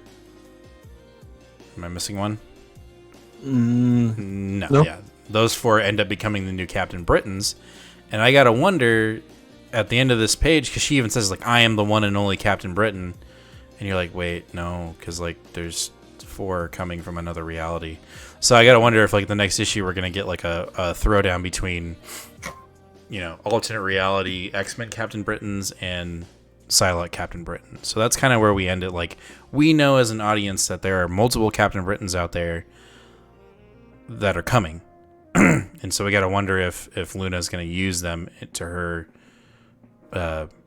advantage in this fight. That being said, the next issue is a 10 of Swords issue. So something's got to get resolved pretty quickly. What I get from it is that Apocalypse is trying to conquer Outworld. Oop. We got a comment from Ron. It says externals are kind of like the Highlander, can only be killed by another external, and then victorious externals get all of the defeated externals' powers. Whoa. Oh, Apocalypse wants all the powers. Yeah, that makes sense. Apocalypse wants all the. Yeah, totally makes sense. And I think that's what he's doing in this Excalibur run too. I think he's trying to, let Krakoa be Krakoa, and I'm going to go rule the Outworld or whatever it's called. And I think the Citadel is how he's going to do it. And then I think that's also going to play into trying to get his Horsemen and 10 of Swords. We'll get there. There's a lot going on. There is a lot going on, and I'm super excited about 10 of Swords, and me and you both are pretty much locked in on 10 of Swords. We already have all of the Dawn of X books on our pull list, so we're not outside of like 3 Alpha and Omega issues. We're not really jumping out of our budget in picking up X, because it's built into the Dawn of X Swords. So you're not going to see any complaints from us. We're just going to be blowing through 10 of Swords left and right and reviewing these books. And I anticipate us having a dialogue about people bitching and complaining about having to pick up more books to read the entire event. Uh-oh. You there still? Yeah. Okay, that was weird. Anyway, and we can have that dialogue when we get there, because I do believe that group that we talk about is going to complain about how they got to pick up every Dawn of X book. Mm-hmm. Shut up. Go support your comic book shop and buy more books. Get over it. Yeah. Anyway, So that's Excalibur. Kind of confusing, but I think we got a lot of detail in it. And again, I went to Comic Book Herald's video to watch because I was like, I gotta know what's going on here because I have no fucking clue what's going on. Yeah, exactly. So it was fun, but I'm with you. Like, I did leave this book thinking, like, am I not satisfied with this book enough because I don't know what's going on, or was it just bad? And I'm gonna go with the former. All right, next up, ooh, Cable number 3. All right. So we had a little bit of Deadpool about 2 weeks ago in a prior episode, in the actual Deadpool comic book where we find out that Deadpool is not welcome on Krakoa because he's just a fucking liability. The dude's a walking tornado. And so we kind of get some more Deadpool in this book, and I really enjoyed the Deadpool aspect of this book. So we left off issue 2 with Cable investigating with one of the Cuckoo, is that what they're called? Mm-hmm. Cuckoo yep. Sisters, a missing baby, missing mutant baby. And in the process of their investigation, our cosmic space knights come and hijack him and his newly found sword and then dip out in issue 2. So Cable's pissed. He wants to go get his sword back, or his sword back. And so they follow our cosmic knights, and they're, I believe, in the North Pole, or they're at one of the... Yep, North Pole. North Pole. And they're convening around the sword, and the sword is floating. And one of the sister, the psychic Cuckoo sister, again, I think it starts with an A. Esme kind of does a little deep dive and finds out that what they're doing is their world has been destroyed. Mm-hmm. And the sword has the power to basically terraform our planet into their new homeworld. So they're debating if they should do this. And so with Cable finding out this information, he's like, hold up, like, hold my beer. I'm going to go figure out how to get my sword back. And Esme is like, don't. And he does it anyway. He's like, fuck it, I'm out. So he goes to tell them, like, hey, give me my sword back. And they're like, shut up, human. And bitch slap him and start fighting Cable. And they don't realize that Cable has psychic powers and is able to stop them. And in the middle of that, he gets the sword back at one point and chops off one of the heads of the Space Knights. Yeah.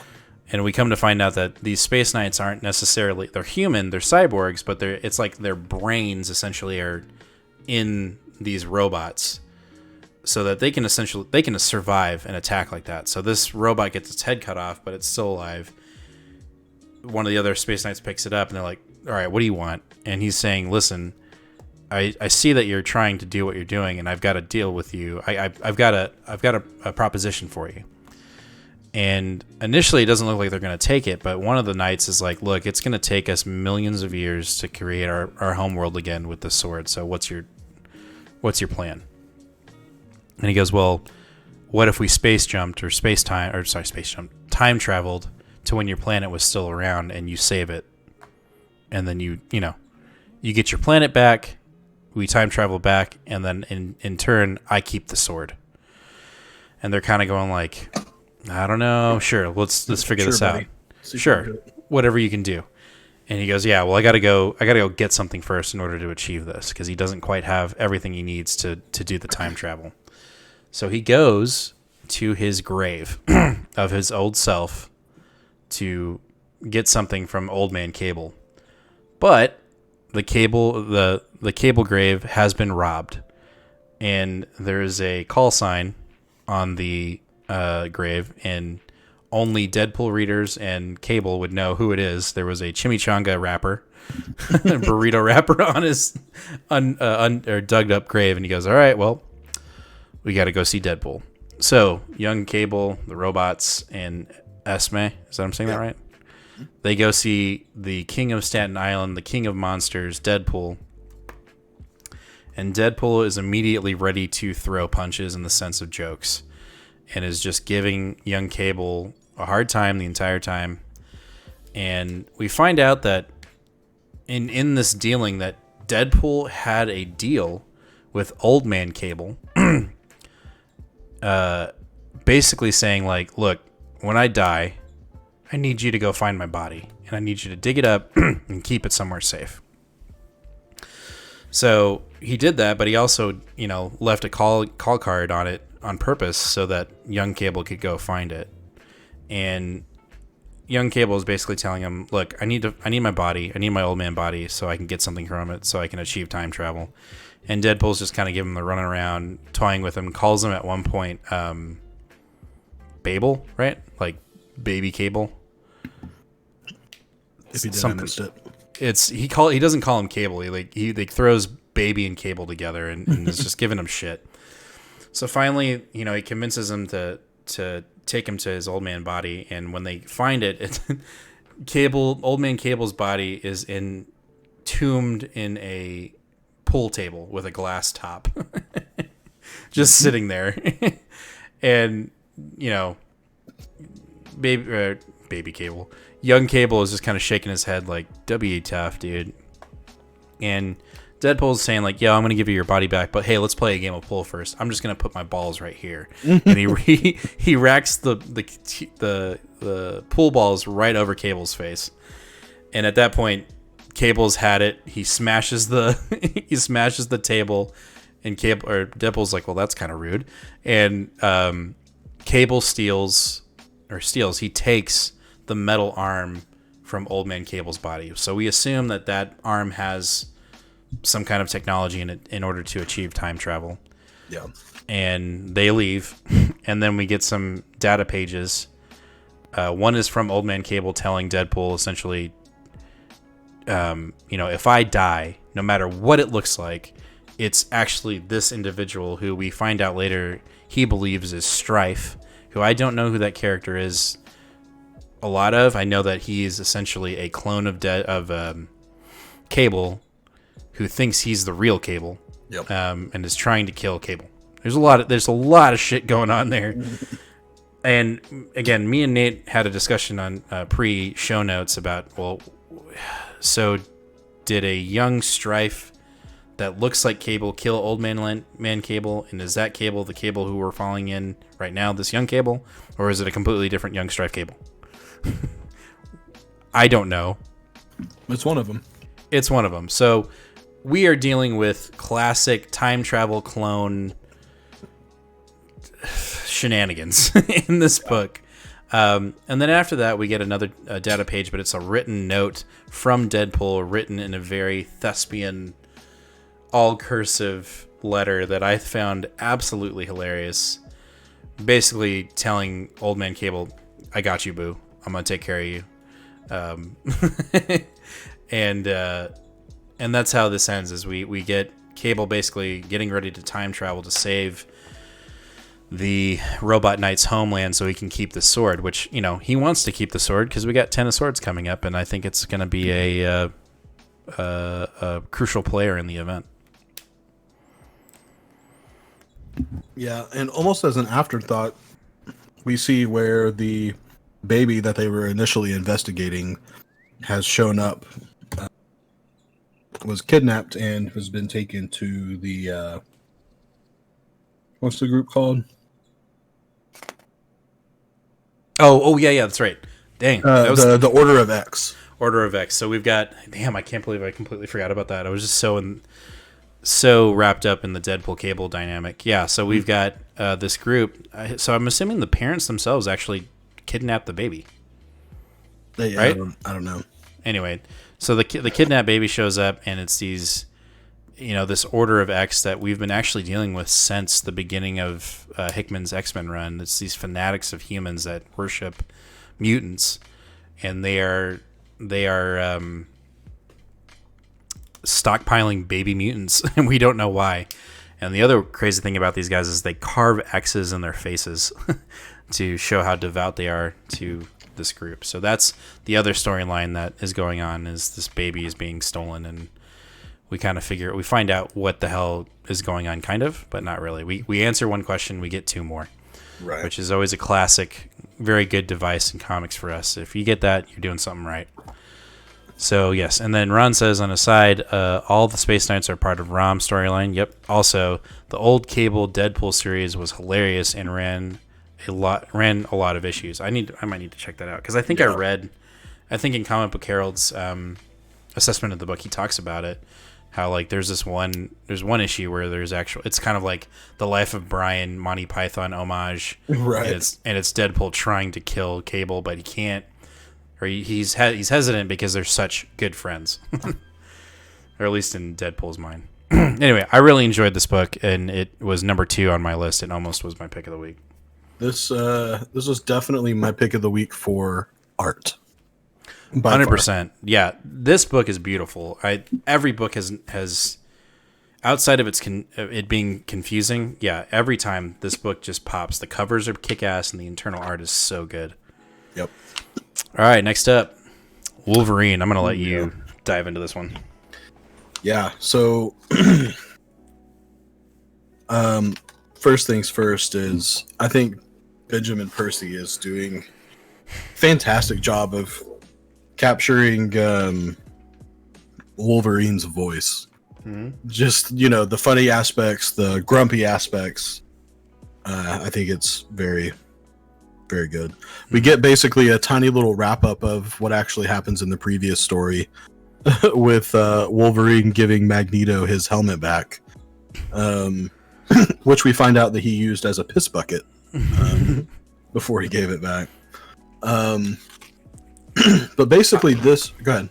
Well, I was going to say, I also like the little banter they had between the two, like, oh, you stole my helmet, I'm going to have you, like flogged, essentially. And then Wolverine's like, yeah, well, you pulled my flesh off of my adamantium body, my bones, so I think we can call this even. Yeah. Like, yeah, no, dude, like, that sounds unmanageable. You know what I'm trying to say. Yes. Anyway, that back and forth at the Quiet Council was great. And I also liked Professor X kind of just like having to have a sidebar with Wolverine psychically and being like, yo, chill out, dude, like, right, this quiet council thing's got to work, so can you just like not fight us on this? Just fucking relax, dude. Yeah. But as with all things Wolverine, it can't stay cheery and jokes forever. We've got to have a dark element. Oh yeah. And so we get the we get our cover page, and we get the players of who are going to be involved. Then we get a nice wall of text, which I know so many people are complaining about in those Dawn of X books, but I just, as someone who was a novel reader before I read comic books for many years, this is probably one of my favorite aspects, just because I can get that much more details on a single page. And they're details that I don't necessarily need to see everything for. Anyway. Basically, after this wall of text, this book becomes a straight up horror book. Mm-hmm. Like, not like, oh, it's kind of weird, but like every classical aspect that you would expect in a horror book is here. And it works really, really well. Not only to tell the story, but just to kind of change things up a little bit. Yep. So basically, it turns out that Logan has his own hidden gate.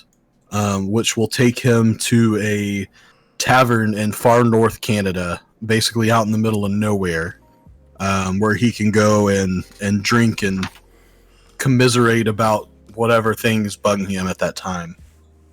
And so we basically, right on the second page after he gets there, he gets into a fight right away, headbutts a guy and like breaks his nose.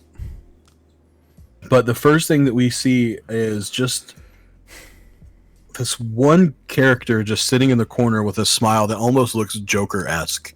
Like, it's just too big for his face. It's really creepy. Right.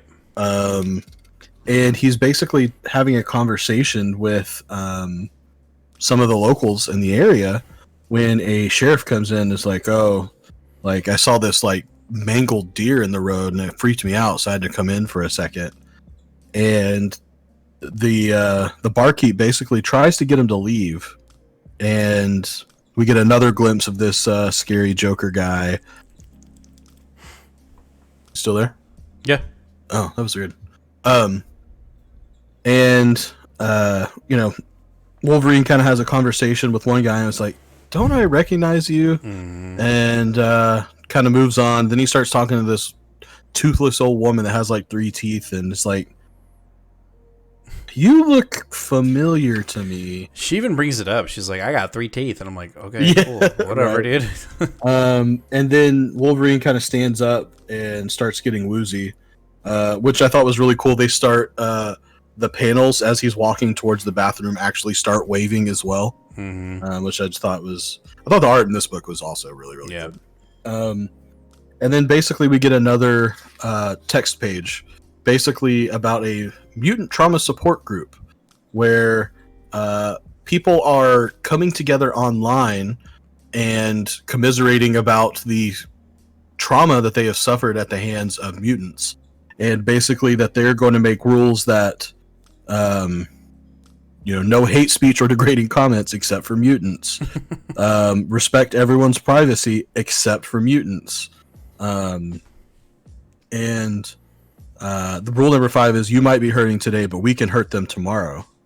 Again, we are not doctors, but vengeance is the best medicine. So basically, this is a group for people that have been put out by mutants in one way or the other that are getting together to try to get revenge. Revenge is their entire thing. It's the end game. We're in the end game now. Yeah. So Wolverine gets kind of sick. He goes into the bathroom, and all of a sudden, he sees the guy that he had just headbutted is in one of the stalls with about an 8-inch hole in his chest. And it's at about this time that he realizes that I can't remember where the guy was from, like some type of militia or something. And then he kind of turns and sees right as he's getting shot in the neck with a dart. By the sheriff, right? By the sheriff, right, exactly. Who wasn't actually supposed to be a part of this at all.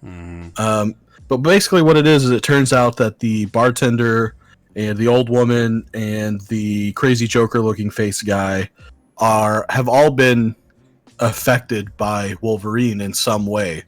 And they have basically been stalking him and have found that this is where he goes to get away from Krakoa. Pretend to be a human, essentially. Exactly. Pretend to be a human, just try to, get away. Yep. And they decide that they're going to, lay a trap for him and exact their revenge. So basically what they do is, well, he was knocked out, they tie him up and they take him outside to a frozen lake, and they decide that they're going to basically cut a hole in the lake and drop him in, weigh him down, drop him in, and basically freeze him alive. But throughout this whole time, we're getting slowly darker and darker panels, more narrow panels. And then all of a sudden, we see Omega Red, cloaked in shadow, but it's very obviously Omega Red. Yep. And he, you can presume he is the one that killed the guy in the stall. They take Wolverine outside. They are about to they are cutting him. They've completed the square. And right before they do, Wolverine sniffs and is like, oh shit. Y'all are fucking dead. Yeah. And the sheriff's head comes flying through the air, lands in front of him, and Wolverine is basically as he's sinking into the frozen lake, is like, you guys need to let me out now, for sure. Like, you're all about to die. Right as he says that, one of Omega Red's tentacle things stabs through the weird Joker guy and lops his head off as well. Yeah, they're all fucking screwed. And Omega Red's basically like, you dummy, I've been following you, I know why you're coming here, and, you're dead. And on the very last panel, we get a full-page spread of Wolverine sinking into the frozen lake while what looks like a massive vampire army is descending upon this area. Yep. Because they're after Wolverine's blood. Yes. Which we haven't heard about since the first issue. Yep. Which seemed, at the time seemed a little off kilter, but now obviously it's making more sense. But, Omega Red is obviously a pawn of Dracula, and it seems like we're getting a little bit more of this Dracula storyline getting mixed into what's going on. I am curious exactly how, like, is this going to get wrapped up in 5? Because in issue 6, we're in Ten of Swords on Wolverine. Yeah, I don't know. I think I don't know, dude. I don't know. Like we said in the previous with Excalibur, there's a lot of shit going on in Ten of Swords, or I'm not in Dawn of X in general, and we are flying towards Ten of Swords. So Next month. I guess so, dude. I guess it's just gonna be. I guess we're just kind of plowing through these storylines, and I gotta assume that was always the plan, to have Ten of Swords built into the series. So if you were already picking up or Dawn of X books, you weren't having to buy extra books. Right. So I really,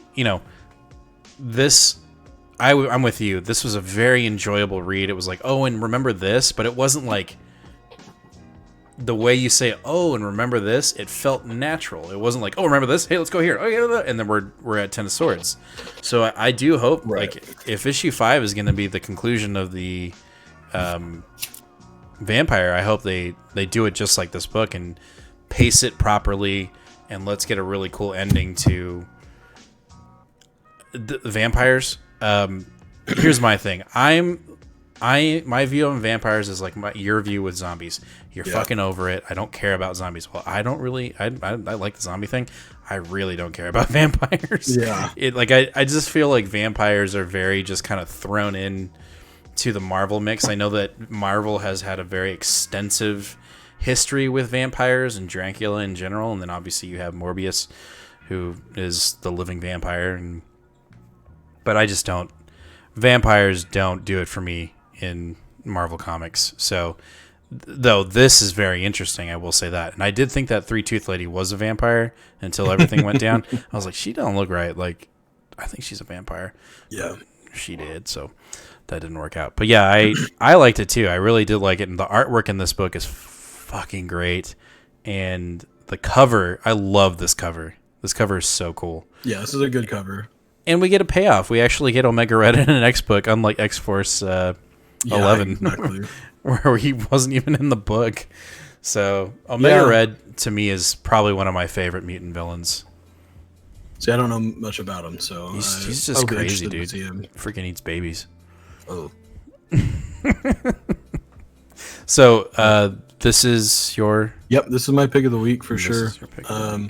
Yeah, I thought, Thor 6, obviously, I just kind of just was like, yeah, it's really good, but that's the obvious pick. I need to find something a little different. Hey, man. And no, but I just was not expecting a horror book in any of my pull lists this week, right. And I actually feel like I've kind of found a niche with horror books and comics, because I've always enjoyed horror stories, but I'm too much of a wimp to watch horror movies because they actually scare me. Same. And so I really enjoy horror novels. Like Stephen King's definitely one of my favorite authors. Mm-hmm. And so I've really enjoyed horror comics, and I was not expecting this Wolverine issue to be, scary, but it definitely it was uneasy and unnerving in the best ways, and for sure. No, it was written very well. Awesome. So that is Wolverine number 4. Cannot wait for 5. Next up, and this is a book that I had to convince you to pick up, but then you ended up picking up it anyway because you have Comic Time's subscription book page. Well, I picked up cover A as well. I read it. But you picked up cover A, and I'm really happy that you did, so we can both talk about it. And it is, and correct me if I'm wrong, number 1, Maestro.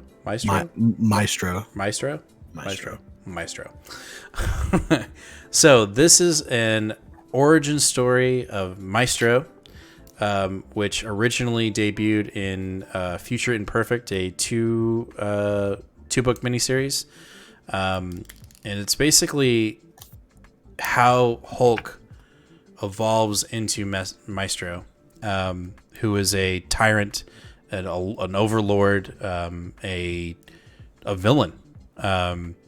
And so this is basically our key issue, if you will, in the sense of origin stories of how he becomes Maestro. And the book kicks off with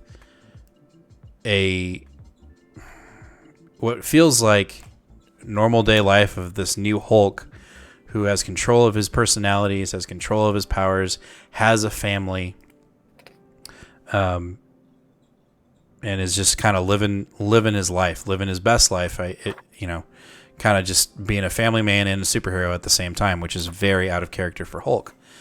And in this little first couple panels, we're like, oh, all right, cool. Hulk's he's doing well. And then we kind of get a glimpse into like a blip in the simulation, and we find out that Hulk is in a simulation and that everything is not well in Hulk's mind. And he's coming to find that he's stuck in something. And when he wakes up from this dream, he is attached to, I don't know what, like a I don't know how to explain it. A bunch of wires. And he's waking up from this simulation, and he's got long hair, and he's got a beard, and he's like, what the fuck? And he wakes up to MODOK and AIM essentially imprisoning him for some reason.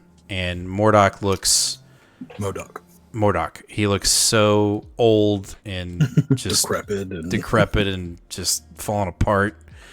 And he's trying to explain to the Hulk that he needs to chill the fuck out, that everything is not well, and you need to go back to sleep. You need to go back into the simulation now. And Hulk's not having it. He's like, no. I gotta get to the surface. I gotta find out what the hell's going on. I gotta get back to my life. And they're like, no, life is no longer. There is no life. There is no life above where you're at. And he needs an explanation. And basically, MODOK says, like, listen, humanity destroyed itself. A fanatic group sent off 2 nuclear bombs in opposite directions, one in the U.S., one in Russia, and then convinced the world that they did it to themselves, and everybody blew themselves up. And Hulk can't believe it. He's like, there's no fucking way. So he fights off AIM soldiers, and they actually have weapons that are hurting him. They're kind of actually packing a punch, and he's kind of like, what the hell's going on here? So as he goes through this facility, he runs into other individuals that have been affected by gamma radiation. So we're kind of getting into the Ewing stuff with a group of individuals that have been mutated via gamma radiation, and he's trying to figure out why they're in the same facility.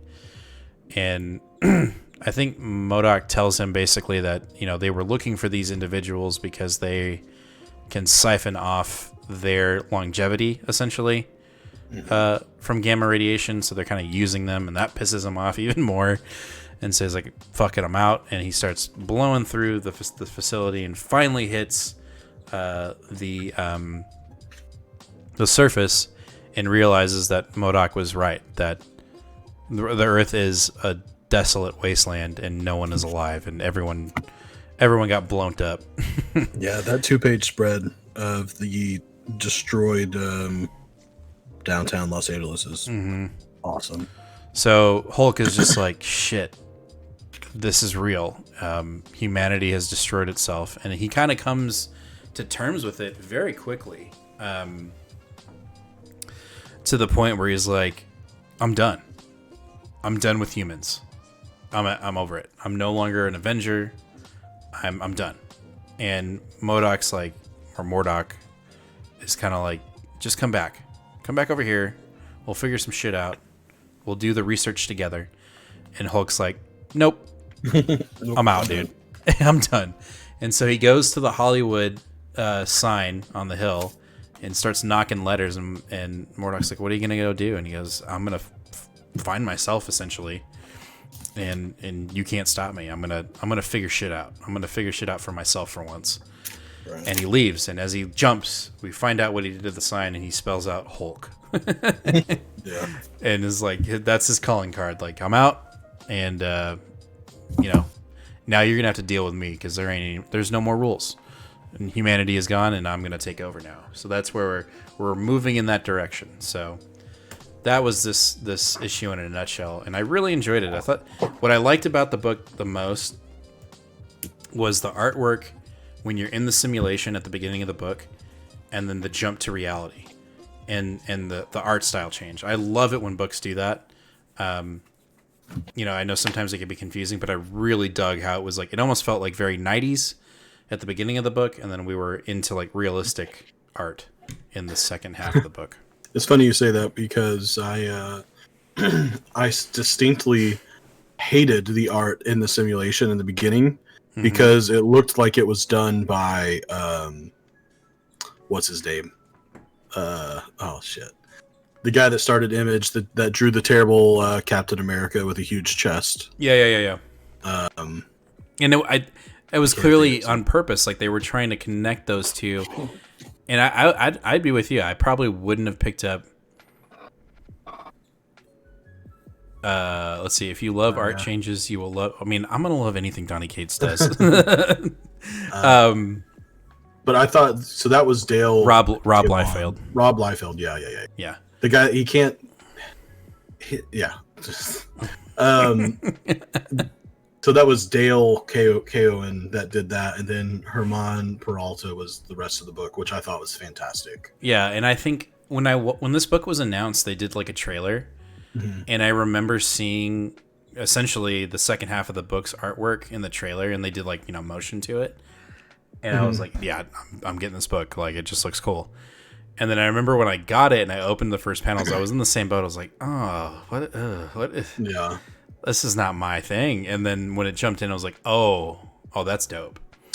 So, well, and I'm interested to see where this goes. I haven't read Future Imperfect. I just picked this up just really because you wouldn't shut up about it. So, but I do appreciate that they're letting Peter David write it, who wrote Future Imperfect. Yeah. He was the writer for Hulk for quite a while. Back in the 90s. So I do appreciate that. Well, and it's also like, again, we haven't read Future Imperfect. We haven't read a lot of that other Hulk stuff, but like we've seen this character before in material that we have read, like Secret Wars, for instance. Like he shows up with a shield carrier filled with Hulks. And you're like, wait, who is this guy? And he's such a dick. So we're gonna find out, where he's coming from, and I'm all aboard on it. It's freaking fun. And then you have cover A, but you also picked up the Comic Con exclusive that you're gonna get, right? Oh yeah. So that'd be cool to see. Let's see. So Rob says, "Was the artist for Peter?" For the Peter David run in the 90s. That makes sense. Old Man Logan series. That's another series that I haven't read, but I've heard so much about. I need to just get on my digital app and read it. Yep. Also, I'm gonna break a little bit from this and just ask Ron a question. Ron, do you have the End, the new released The End trade paperback where it's like Venom, Captain Marvel, Doctor Strange, Miles Morales, and somebody else? Do you have that trade paperback? Because I saw someone review it and I was like, I really want that. Anyway, Captain America, that's right. Anyway, so that's Master. I'll wait for the. Oh, he does. Okay, cool. I'll probably pick that up. Sorry, I'm buying books live. Next up, so this is a book that I read that you did not. You jumped off after number 1. I'm gonna potty break while you go through this. That's good. It's gonna be short though, so be quick. You got 2 books, yeah. That's right. So we've got Decorum number 4, by Jonathan Hickman, and I will say this is probably one of the most beautiful books I've ever seen art-wise. The art styles they switch out throughout this book, and the last panels in this book are just absolutely gorgeous. In the previous issue in 3, we kind of had a little bit more of a grounded story. We were getting back to our main characters, bounty hunting and going after these bids, essentially. In the previous issue before that, it was more cosmic and not knowing what the hell was going on. And we jump back into that in issue 4. We are following, I don't even know what they're called. They're just these beings that are chasing after a group of women that are trying to, I would assume, resurrect a savior of some sorts for the universe. That's my guess anyway. So in this book, we kind of find out that it's happened multiple times. So it's kind of like a Matrix-esque feeling in the sense that this group of people, have multiple times have tried to resurrect this being, and every time they fail, but they get a little bit closer every time.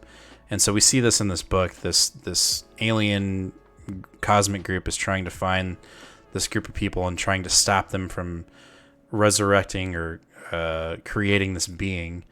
And they get really close, and right before they do, there's this like cosmic egg that's being formed where this being is being made, and these women are trying to resurrect it, and their time is short, and these aliens show up to stop them. And so they stop the process of the resurrection, cut the arm off of the guy that's in the egg, and that's essentially what they get to take with them to try to start over again. And the aliens show up, blow up their progress, but they escape. So after they escape, they come to the conclusion that they're really close, but they fail every time. And every time they have failed, they lose a member of their party. They started out with many, and now there's only 4 of them. And one of them, who is, I think, the lady that's on the cover, she comes to the conclusion that if all 3 out of the 4 of them kind of focus their efforts and sacrifice themselves towards this cause, that she can actually do it. She can achieve this being to being resurrected. Again, this book is crazy, and it is out of this world, and I still don't know what the hell's going on, but it was really fun. So they end up assimilating and sacrificing themselves and telling her, like, listen, don't fuck this up. This is all in your hands now. And she starts the process over again to create this being. I don't know what the being does. I am so lost. I've heard that with a lot of Hickman's independent stories, he kind of writes for the omnibus rather than the single issues. So I have complete faith that by the end of it, because Hickman does that. He kind of starts here, and then it gets full circle back to the top towards the end of the book. So I'm going to continue buying this book because, again, the writing is good. It's Jonathan Hickman. And 2, the art is just so great. The cover itself is beautiful, and the colors that are used in this book, and then sometimes the lack of colors in this book, are just great. So if you're not picking up Decorum, I would. It's a great story, and it's confusing as hell, but I know that once we get to the last issue of this miniseries, it's all going to connect, and I'm going to be like, hell yeah, that was great. Because Hickman, again, I haven't read anything that Jonathan Hickman has written or produced that I was like, nah, that didn't hit for me. Like, everything that he's written, I've been on board for, and I'm definitely on board for Decorum. So I would definitely pick it up. And then who knows? You never know. This might end up getting picked up later on down the road as like some abstract Netflix series or Hulu series. So if you're not reading Decorum, I would definitely pick it up. Or if you're waiting for the omnibus or the trade, definitely do that. So that's Decorum. Next up, and the last book that we're going to be reviewing is another book that Nathan isn't reading, and I am not super familiar with, but I picked it up anyway because I just like to try new things, and that is the Death Metal Guidebook. How I feel about this book. I think that... Oh, let's hold on. You need to read Black Monday Murders by... Okay, I'm down. I'm totally down. So this book basically connects us to what has been going on before death metal started and kind of in between the issues. The previous book that was released in this series was the Tales of the Dark Knights, and there were some plot build in those books as well, with some characters that end up showing up in this book. In that previous book, one of the Dark Knights is Bruce Wayne, and he possessed himself, or he sacrificed himself to possess the city of Gotham. That's one of the Dark Knights in this book, which is fucking crazy. It honestly feels like something Donny Cates would write. He shows up in this book later on, but you basically get a backstory to why Wonder Woman is the keeper of hell in this multiverse. Why certain characters are where they're at. We find out that Superman, in the previous issue, he was on like a motorcycle treadmill, like powering something, and we find out that what he was powering was the sun. In one of the battles, the sun got destroyed, and so they were using Superman essentially as a battery to power the sun of this universe. And so we get that connection. We find out about Aquaman and his demise in this universe. It was a fun book, but for me, who is not a DC reader, my only complaint, and it's not really a valid complaint, is I wish it had been released prior to Death Metal, but I know that this is how they write. This is how Marvel writes too. They do an event and they're like, all right, and here's some backstory.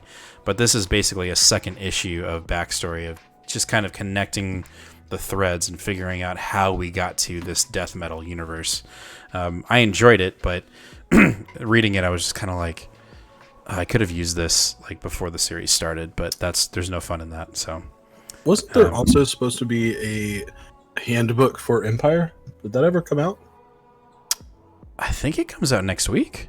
Oh, okay. Or they're not releasing it, which I'll probably pick up now if they do.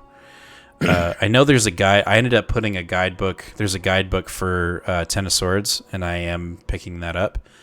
Because initially when I read... Okay, so when I saw the title of this book, I was like, wait, so is it just like an encyclopedia of stuff?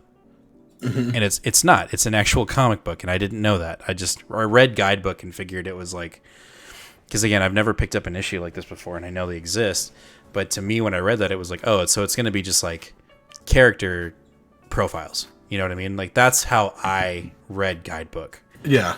And it's not. That's what I thought too, yeah.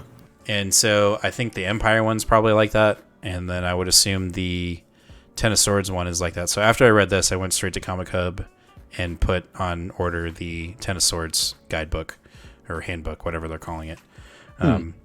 So I recommend you doing that too, Nate. Because I think if it's written anything like this, then it's worth your time. And I'll probably, if there's extra copies of the Empire one, if it is being released, I will pick that up as well. So that'll do it for our pulls this week. I had a couple other books, but I haven't finished reading them, so they're not on our list. But I wanted to make sure we had at least an independent and a DC book on there, just because we are so Marvel heavy. But that ends our pool, so we're going to jump right into, or that ends that part of the segment. So if you're here for that, peace out. If here's the YouTube cut. And now we're going to go into some news and some solicitation news and some just comic community news. So first off, we're going to go into Marvel's November solicitation list, correct? Yeah.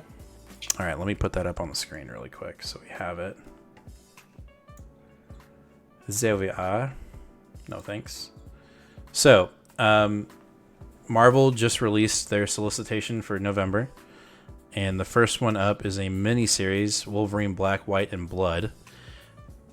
It looks pretty cool to me. Yeah, well, I mean, I think it looks really cool too. So it's basically going to be a black and white book only, but of course, when there's blood, it's going to be red. So I mean, to me, it's going to be kind of like an artsy kind of right. All right, continue. Sorry. I think you're right. I mean, I like Wolverine. I think Adam Kubert is supposed, or no, it's Declan Shalvey. No. I'm sorry. Yeah, it's so you've got three writers: Jerry Duggan, who I like, Declan Shalvey, and Matthew Rosenberg, and then you've got Adam Kubert, Declan Shalvey, and Joshua Cassara doing the art.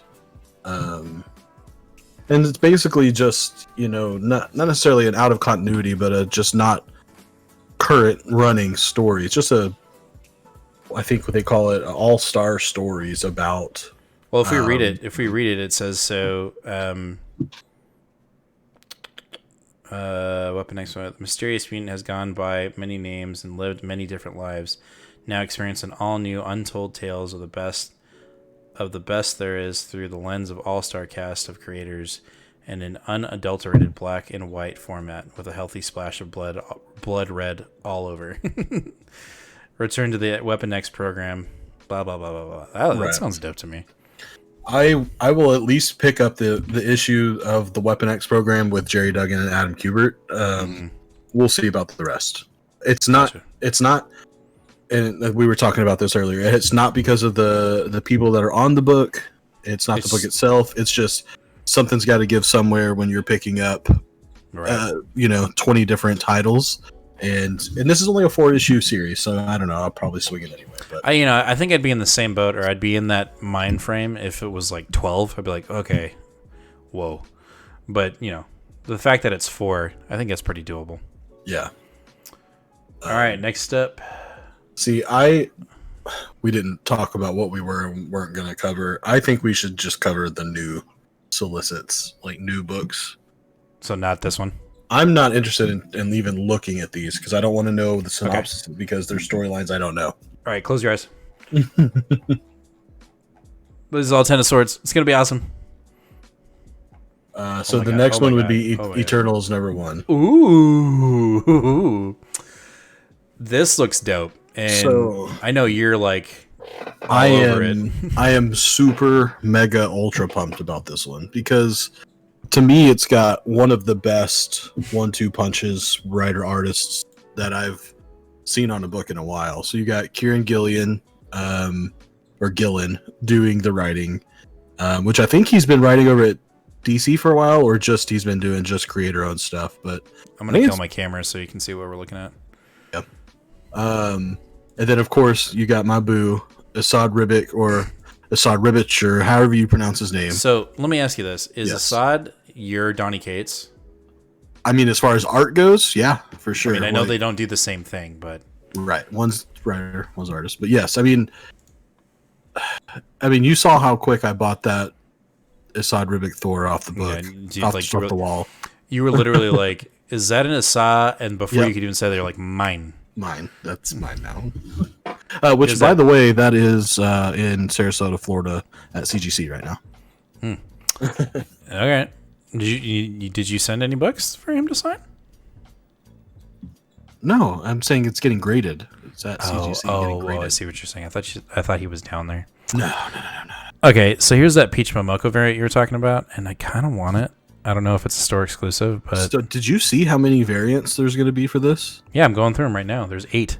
No, there's not 8. More than 8. There's 40. 40. Why? 40 variants. Why? I don't know. That's kind of excessive. It's too much. But I will say the ones that I'm seeing here are pretty dope. So the one thing that I do like about it is... Is that a variant or is that cover A? No, that's cover A. Asad Ribic cover A. Oh, dude, I'm getting that. Yeah.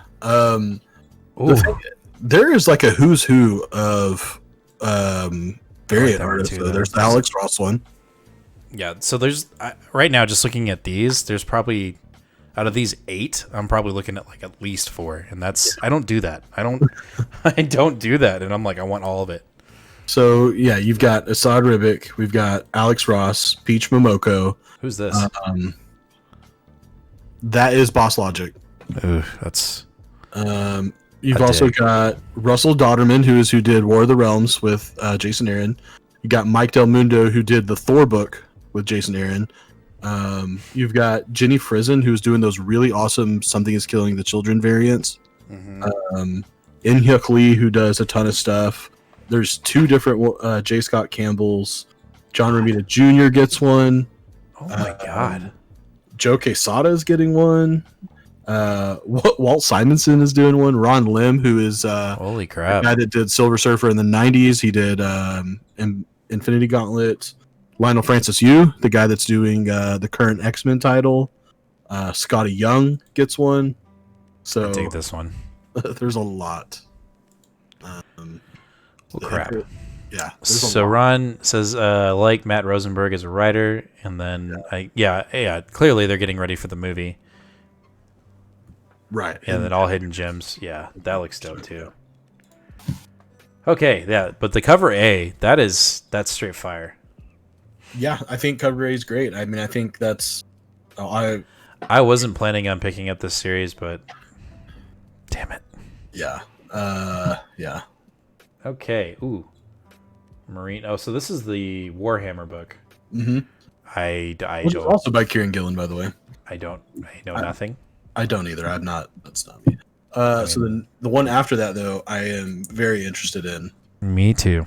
Yeah, the Marvel voices, indigenous voices. So out of all the covers, I think this is the one I'm probably going to pick up. But continue. Mm-hmm. No, that's a very good one. I like that Marvel is doing this. You know, they did it with black voices, and I like that we're also getting indigenous voices as well. This is obviously like a what? I got hosted. Oh, Who hosted me? I don't know. Who is it? I missed the notification. Uh oh. Well, thanks for the host. Thanks for the host, whoever you are. I think stuff like this is important. You know, this is the quintessential book that is going to make certain people very, very, very triggered about how SJWs are taking over Marvel and they're just forcing their agenda down our throats, and we should allow indigenous people to work organically. We shouldn't be highlighting them and giving them a platform. And Shut up. I really appreciate that Marvel is actively working to be anti-racist and just highlighting indigenous voices. It's not that hard to do. No. And I think it's important work to do. I agree. So I will be picking up. I think the cover you have highlighted there is definitely the one I'm going to get. So Marvel voices. So it's indigenous voices. So this isn't. I was just confused. So this isn't like a Marvel 1000 or something like that. Like this is just. So they have a This is the second issue they've done of Marvel voices. Okay. And then this one is indigenous voices. Gotcha. Cool. Yeah, I'm totally about that. So is this the same thing? This is a reprinting of the first one. Okay. Which was black voices. Change that. Oh, there's no cover. Okay. Yeah. No. I'm down. That looks dope. Ooh. Oh. Yep. So yeah, we don't have to talk about number 3, but obviously this coming out. About it. This is another one that I think are definitely going to pick up, and Or not. Well, I haven't fully decided yet. I already told Ron because he looked it up for it and he was like, "Yeah, there it is." I was like, "And put it on my pull list." And there's an indigenous cover right there. So I find it really interesting too that we're getting yet another ongoing where it seems like Alex Ross is going to be doing all the covers for it, which, you know, at first I was like, well, there you go, that's going to make the book, like, people are going to buy it no matter what. And you know, I didn't realize until a little earlier today, the current Captain America run, which I haven't read personally, and I'm not a Captain America guy, but I have heard from people whose opinions I respect that it's not a super solid book. It also has Alex Ross covers. And so, you know, at first I was like, well, you know, think of Immortal Hulk, like, it's a great story, but it also has these badass covers, so it's kind of like a double whammy. And so my initial thought was, yeah, Iron Man's going to be successful because of these Alex Ross covers, and that, you know, that might not be the case. Who did we find out? The person that's writing it is the dude that's doing Doom, right? Christopher Cantwell. Yeah, I think he's the one that's doing the Doom series. I mean, I have all the current Doom. I haven't read it, but I mean, I've heard good things about it. Yep. Ron says yes. Okay, yeah. I thought that was the case. Cafu, he just did something to the artist. Something that I just recently read and I cannot remember. No. Valkyrie. Yes, thank you. It's all Ron. It's all Ron, man. Ron is literally our guru mod. Yeah, and I did like that art. So that's one more thing to push me towards possibly picking this book up. Ron, go ahead, just put it on his pull list. All right, next. Don't do that. Do not. Amazing Spider-Man 52. I am all about this. I haven't picked up Spider-Man until 44, and I am all in. Are you going to be picking up the Last Yes. Remains tie-ins? Yes. So, yeah. Nope, no brainer. So, Yeah. yes. And Well, yes. that's starting. And yes. And yes. And okay, we need to talk about this. I don't have Spider-Woman on my pull list, but I pick it up every time it comes out. Yeah. And every time I'm like, I guess I'll pick it up. And then I read it, I'm like, shit, I'm going to keep picking it up. And I haven't committed to putting it on my pull list. Mm-hmm. And I don't know if it's because I'm waiting for it to fail me or what. But this last issue, I didn't put it on our pull list review because I didn't want to outweigh our books on what we were reviewing because you had less than I did. That's fine. But it was really good this week. It was really cool. Nice. Just kind of like a mystery drop, and I don't want to give it away, but I keep on putting it on like my fire seat, like hot seat. Like I'm not gonna pick it up, and then it comes out, and I'm like, I'll pick it up. Well, did you hear the latest rumors about No. Spider-Woman? No. Olivia Wilde was just hired apparently to direct a Untitled Spider-Man universe movie, and then I think the next day they announced that it's going to be Spider-Woman. So let me ask you this, and I'm sure you don't know Oh this. yeah, but- see, Ron said excited about the movie announcement. So Okay. Here's the thing. So when Marvel writes anything in the Spider-Verse, is Sony it's just theirs. They can use it. I don't know. How does that work? You know about that better than I do. I don't understand what. I don't, but that's the thing. I don't understand the Sony. Like, I've never, the only clarity I've ever had with stuff like that is, like, Marvel killed off the Fantastic Four because they didn't want any more of that property going to Fox because they were fucking it up. But Right. Fox was doing terribly, and Sony's been doing okay with this newer iteration of Spider-Man. Well, they've been doing great because they're actually actively working with Disney and Feige. Even though they had Feige for all the other Spider-Man movies, it's just nobody knew about it. But like, it really frustrates me because like I want. Let's see, Ron's going. They quit creating new X-Men characters. Yeah, exactly. And I don't want them to do that with Spider-Man because Spider-Man and the Spider-Verse in general. You know, again, I haven't been in comics. I haven't been in comics for that long. You know, we started in December of 2019, but as me growing up, Spider-Man has been one of my favorite characters outside of the X-Men, and I really hope that they continue. You know, Disney and Sony continue this relationship going forward.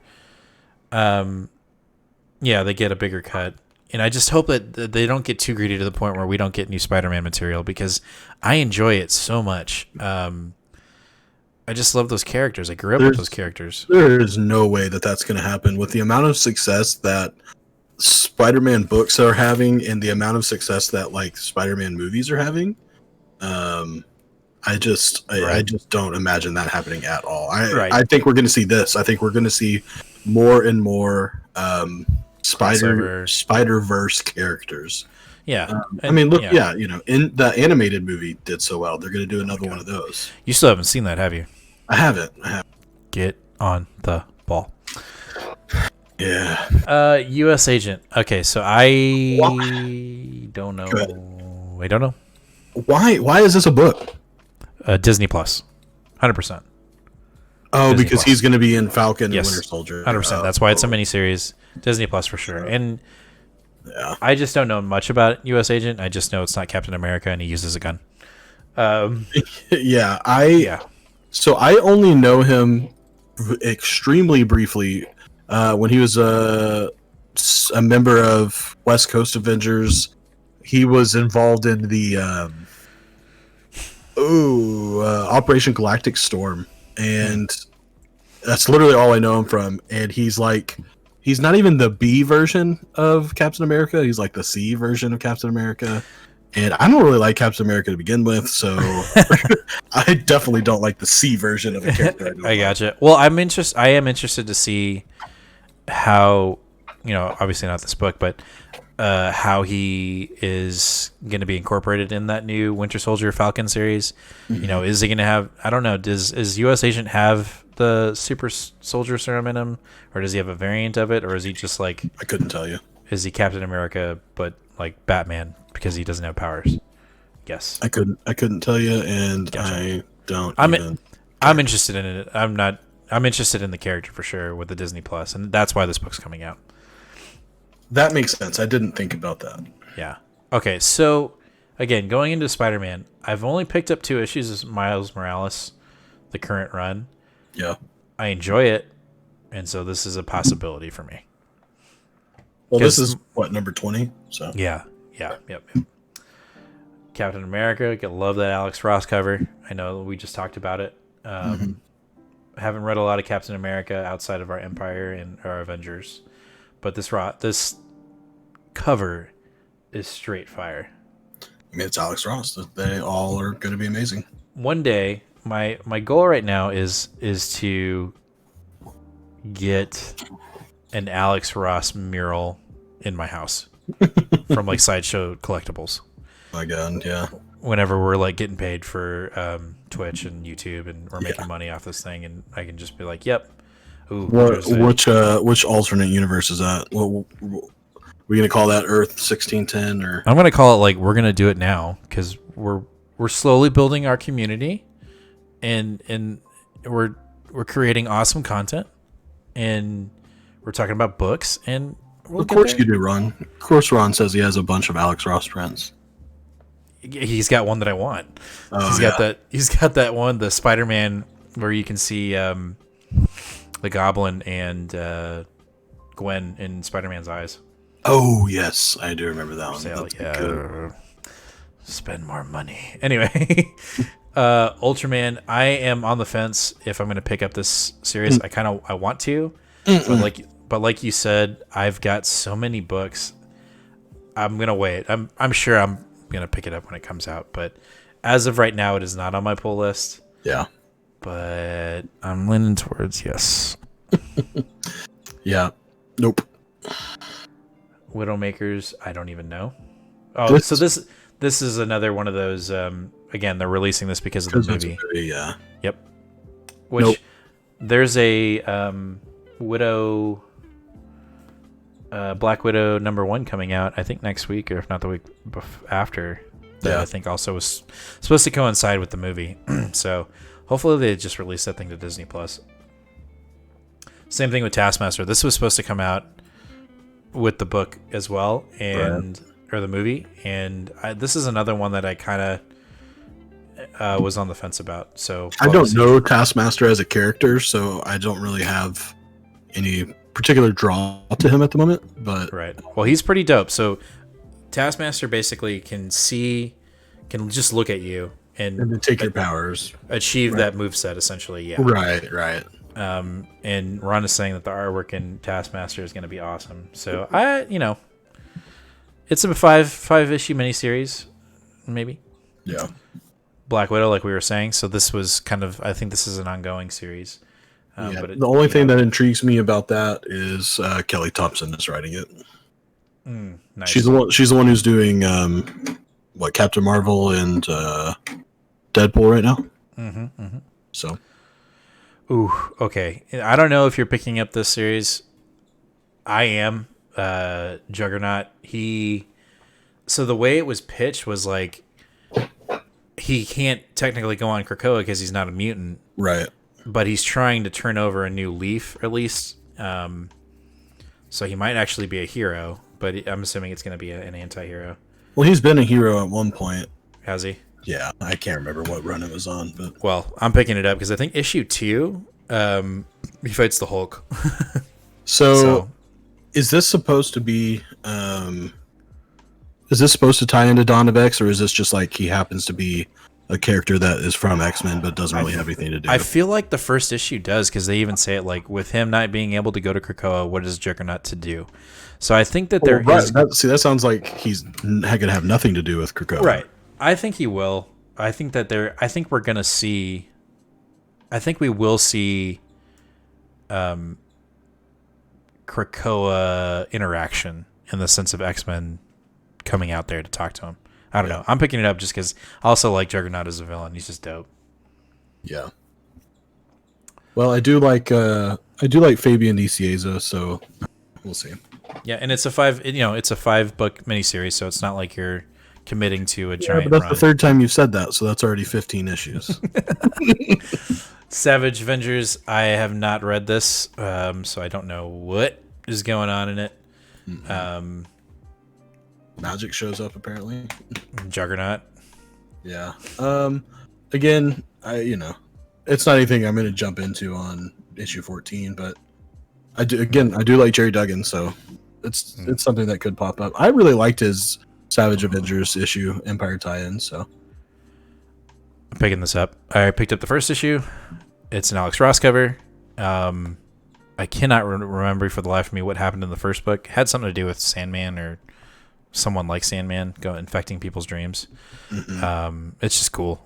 I'm not reading Marvel X, but this one, I really like this one. I enjoy the covers, like this one and Marvel Voices. The single shots, snapshots, yeah. Those have been so much fun. So kind of in the same light. I've been picking up all those, and I'm going to pick up this one for sure. Yeah, I don't know if it's on this solicitation or not. I don't think it is. It's at the bottom. I'll wait until we get there. Okay, so the next one is Werewolf. Yes, no, I don't give a shit about werewolves. Especially for a 4-issue mini. I'm not. Well, here's the thing. I'm kind of in the same boat. Like, I'm not really big into vampires, even though I know they're interweaved into the Marvel universe. I'm kind of in the same boat. But I know that there's a niche for it, so I have no idea what I don't know. I don't know. No. Hellstrom Marvel Tales 1. Ooh, cool. So is this a reprint? It's an anthology series, so it's just like what does it says? I think it's material from Ghost Rider number 1, Son of Satan number 1, Marvel Fanfare 59. It's a huge book, 88 pages at $8. So it's basically like almost like a mini trade of the history of Hellstrom. Again, that's because he had a TV show just announced. Yeah, on Hulu. Ron says, and I do remember hearing about this, is that the werewolf one is written by one of the members of the Black Eyed Peas. I do remember that. I saw that in the Marvel Stay at Home Comic-Con panel. I was like, wait, what? Like, I did a double take. I was like, "Bleh." Yeah, you were writing songs. Hellstrom's going to be on Hulu. Yeah. Same thing with the next one. Shang-Chi. Yeah, this Shang-Chi miniseries is just getting ready for the movie. I mean, I kind of want to know because I'm invested in the Marvel Cinematic Universe, and I want to know about those characters. But I can do that with the app and reading. Right. But this might be, looks like fun for sure. Yeah, it's just a 5-issue miniseries, so add it to your other 15 issues. I don't know. I'll have to think about that one. Yeah, I'm not personally gonna tackle that. So facsimile edition. Love this cover. So we're getting into the facsimiles. No, it's just 2. Just 2. Ooh, ooh. Oh, sorry. Well, I just don't want to cover it. I don't want to know what's going on. Like I said before, I'm about these Marvel snapshots. They've been really fun. The one that I liked the most out of the ones that have come out was the Captain America one. I think you would really like it. I'll probably let you just borrow it. Yeah. It was so good. That's all I can say. It was just amazing. So every time I see one of these, I'm picking it up. I think they announced a bunch of different ones or new ones coming out in the summer that obviously got sidelined because of the pandemic. One of them is X-Men Cyclops, I think. Yes. Yeah. I'm definitely picking that one up only because of who it's written by. It's written by Jay Edidin. He's one of the hosts of that X-Men podcast I've told you about. Oh yeah. Jay and Miles Explain the X-Men, and it's his first writing in Marvel. So I definitely want to support him. And I'm not sure that there's really anyone on the Marvel staff that knows X-Men and in particular Cyclops as well as he does.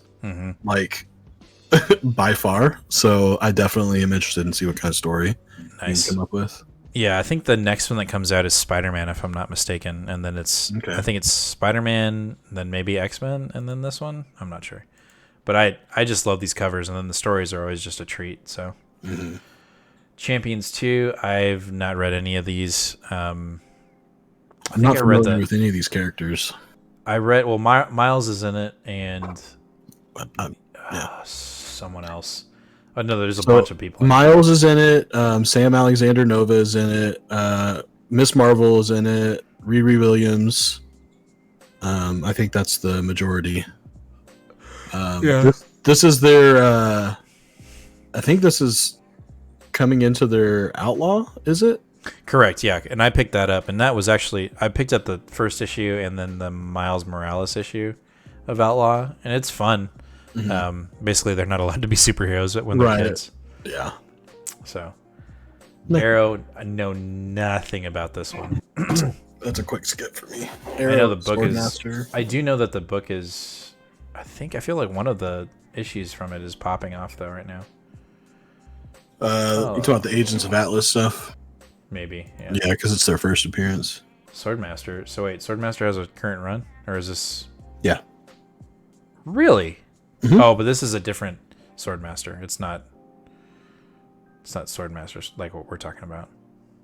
You're thinking Taskmaster? No, I'm thinking of Swordmaster from Empire. Oh, no, it's not that. No. Yeah, there you go. It just took time to lead. Ooh, yeah. So we get more I think it's Swordsman. Swordsman. That's what I'm saying. It's late, dude. You're good. Apparently they're doing a Power Pack mini-series. Also don't know much about this group. I know they're heavily embedded with the X-Men too, I believe. Or I know Wolverine dabbed with them for a little bit. Yeah, I think there's that really popular issue where he looks like he's about to stab a child. That's funny. So I don't know anything about the Power Pack except for the older sister was in Fantastic Four? Not Fantastic Four, but it was the spin-off of that. I can't remember what it's called now. Okay. Oh well. Ooh. Okay. I love this cover. It's a good one. Also like reading it. That's it. Future. Oh, gotcha. Future. Also, just like the story is kick-ass, but again, Alex Ross cover, picking it up, love it. Oh, this is what you're all upset about it. I don't understand why. I'm not upset. I'm apprehensive. Yes, you are. You literally threw a fit today at work. You're like, I don't want to go back to Earth. No. This isn't going back to Earth stuff. This is the Donald Blake stuff. I don't want Donald Blake. No. I don't care about it at all. Trust in Sir Cates. He's not going to lead you astray. He knows what he's doing. Look, okay, all right. You want cosmic? Look in his outfit. He's got little stars in his outfit. There's your cosmic. Perfect. What about that though? Yeah. What about that cover though? Listen, I really like that cover. Let's see, dude. There you go. Get yourself a variant. So Thor 7 and 8, he's going back to Oklahoma. Yep. He's got something going down in there. There's that one cover where he's like eating soup in a diner or something. But then in 9, so that's where Nick Klein takes 2 issues off. And then he comes back with this Prey. This is the first. It says the Prey arc starts here. And it's basically like, Donald Blake, where's he been all these years? Who cares? No one cares. Nathan.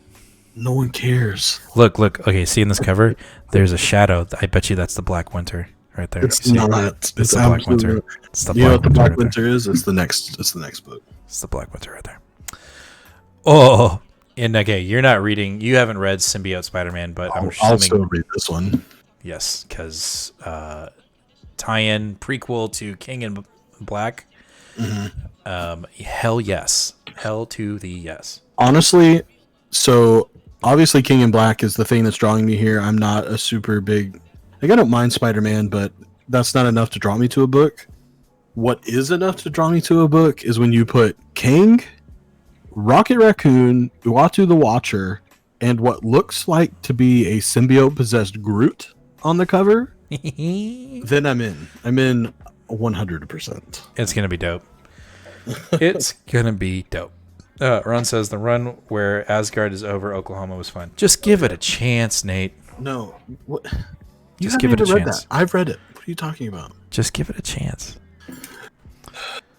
Oh, more Venom. I don't need to see that. Codex, okay. Yo. Here's something I did want to talk about that I find really, really interesting. So it says that these are the true believers, basically the reprints for getting you ready for King in Black. And I think we get a lot of hints about who's going to be involved in this just by looking at all of these characters. You've got Doc Simons. Well, yeah, whoever that is. Doc Samson.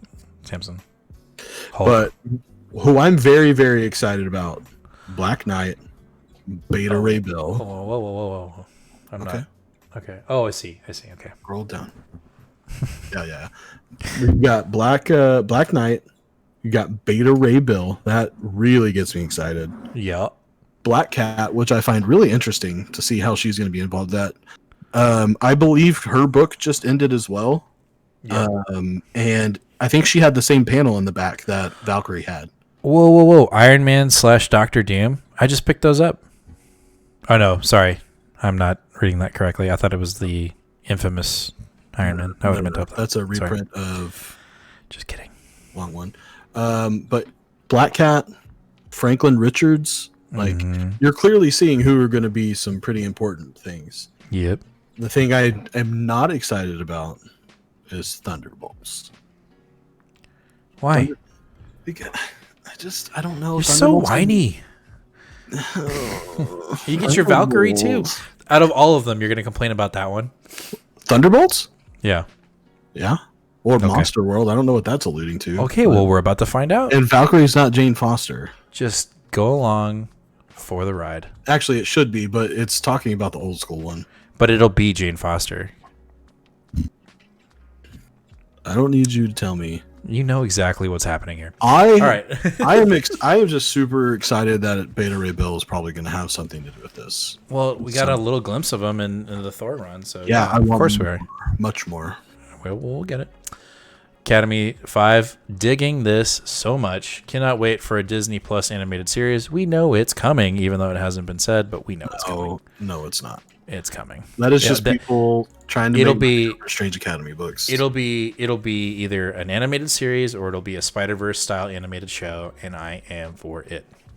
I think it'll get made into a live action show if this comic series runs large enough in 8 to 10 years.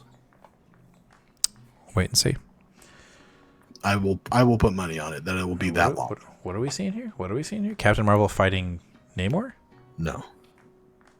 Captain Marvel fighting... I don't know. I mean, it says redacted, but that looks like Namor with a beard. Might be. Looks cool. He's Atlantean, I'm sure, but I don't know if that's Namor. Looks cool to me. Could be. Whatever. Antithesis. So I went to the store today, making it my 4th trip. 4 days? Yes. And I put it Green Kree outfit. Ooh. But an Atlantean Kree. Oh, that's confusing. She doesn't have the universal weapon. Correct, because her sister is going to be the new accuser. Anyway. Also, that cover, what? This one? The Captain Marvel. Her face looks funky in that cover. I do not like it. What are you talking about? Oh my gosh. Anyway. Antithesis. Okay, so I did go to the store again for the 4th time in the week to put this on my pull list. Yes, I could have called, but should have already been on there. Wanted to go to the store anyway because I'm addicted. You literally told me you weren't going to the store when you left. And I went to the store. Why? Because 1, I left Camp Bowie, turned around because I left my lens cap and my tripod plate at the brewery, or at Camp Bowie. So turned around, picked it up. Then I left. And when I was leaving, Sarah called and said, "Hey, I want lunch." So then I had to turn around and get her a turkey sandwich, and I got myself a meatball sub because it's lit. And then by the time I got my food, lo and behold, it's noon. So might as well go to the store. It's right there. Well, I had to go back to El Paso and do more work, and it was late. Me. Anyway. All right. Fantastic 426. I am contemplating, and I probably will put this on my pull list because my boy RB Silva is doing the art, and Mark Brooks is doing those covers.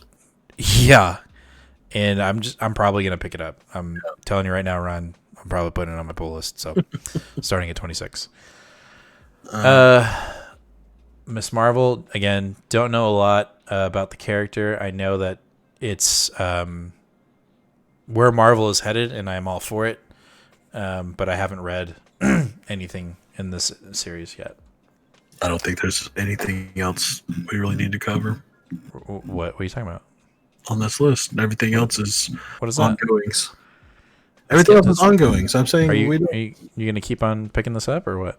Yes, Oh, okay. for sure. It's Al Ewing. I really want to start picking up Deadpool. And I know people say that it doesn't have much of a story, but I just like the character. He's just so fun. Plus, what's going on here? He's like cracking. Yep. Who knows? Last of Winter Soldier. That's going to be out for the show. Ooh, wait, dude. We're not going to talk about this? No. We're not going to talk about this? No, of course not. I don't. See, these What about aren't Conan? the next, What about these aren't the Conan? next issues. No. What about you're like one of the biggest Conan the Barbarian fans I know. How could you even come to? I'm just fucking with you. Star Wars, dope. Darth Vader, that's a dope cover. That is a good cover. Bounty Hunter's not reading it anymore. Aphra, I have issue 1, but I haven't continued. Lionel Francis, you cover. It's nice. And then all these collected editions. Oh, cool. Any good? I don't know. I think I threw in the towel on the collected editions game. I think I'm just gonna go. You should get back on. No, I do like that we're getting a lot of hardcovers of modern series. Dan Slott's Iron Man, his Fantastic Four, Chip Zdarsky's Daredevil. Is this a hardcover portfolio of Peach It is. Momoko covers? It is, yeah. Ruh-roh. Yep. Oh, I had to get that. Marvel Universes, X-Men. Ooh, is that your boy Rivik? No. That's in Hookley. Oh, okay. But let's see. These are modern runs that are getting hardcovers. I do like that. Are you effing kidding me? What?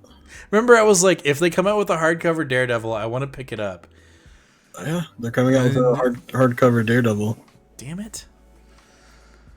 I'm going to pick it up. No, I've already got it. It's singles.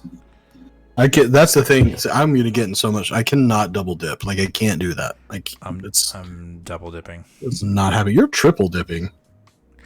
Why? Because I'm picking up one omnibus. Yeah, but you also picked up a hardcover, and you also have the singles. Okay, listen. Don't criticize me. I'm not criticizing you. I'm just saying I can't do that. I gotta get okay. So the thing is the hardcover I picked up today was the Thanos Wins Cosmic Ghost Rider hardcover because it was on sale for $20. I know, but you could have put that $20 towards your Donny Cates Cosmic omnibus. I'm gonna buy that anyway. I know, but Ron asks, "Are we reading Ravencroft?" No, we are not. We're not. The only thing I've heard about Ravencroft is something about what's Carnage? What's that guy's name? Oh, you the guy that's Carnage? Yeah, what's his name? Cletus Cassidy. Cletus Cassidy, yeah. Something about like his relative gets reincarnated and how he might be something to do with King in Black, but other than that, I'm not sure. Gotcha. No, I'm not reading it, and also, yeah, next issue may be a prelude to King in Black. Oh, okay. Well, I know that there was a little bit of Ravencroft in the last Spider-Man issue too, but I missed it and I had to go back and read it. Cool. All right. Well, that's we got continuous trades here and collection schedules about it. Yeah. But all right, cool. So that sounds like fun. And then pull list. I want to hit this real quick. I'm not going to talk about everything that we're picking up, but what is what are you looking forward to next week so we can kind of just tease? So again, we're not going to go through all of it, but yeah, pull list for next week. Oh, Plunge number 6. We get the wrap up of the last of the this group of Joe Hill books. Plunge has been one of my favorites, so I'm really looking forward to the wrap up there. So Plunge number 6 for me, dude, it's tough because it's kind of a slow week a little bit. But I think for me, the number one issue that I'm looking forward to the most is going to be X-Men number 11. I think we're finally going to get the Empire tie-in that we've been looking for in the main X-Men series. Yeah. So we'll see what happens, but that's, I mean, all of the books I'm looking forward to. We got Spider-Man 47, but X-Men number 11 is where I'm looking forward to the most. For sure. So, alrighty, cool. Well, for everyone that is watching, thank you for watching tonight. It was a blast. This was episode 4. Make sure to go out and support your local comic book store, whether that is Collected in Fort Worth or Keller, or if any of the other fantastic stores out in the DFW area. They need your support just as much as everybody else. And go, if you're not reading anything right now, go pick up something new. And if just go support it, whether it's a new book, a new trade, action figure, games, whatever it is. Make sure to go out there and support your comic book store. I was trying to find the camera while I was doing that, so I was kind of like rambling. Anyway, and again, while you're out, please wear a mask. If I wear my mask, it's because I'm protecting you, and I would love the courtesy for you to wear it to protect me. It's a scary time right now, and we just need to make sure we're looking out for each other. And then I'm going to throw in a little bit of political stuff. Please go vote this November. Please go vote. I'm not going to tell you who to vote for, but just go vote. Anyway, we'll see you guys in the next one. Peace.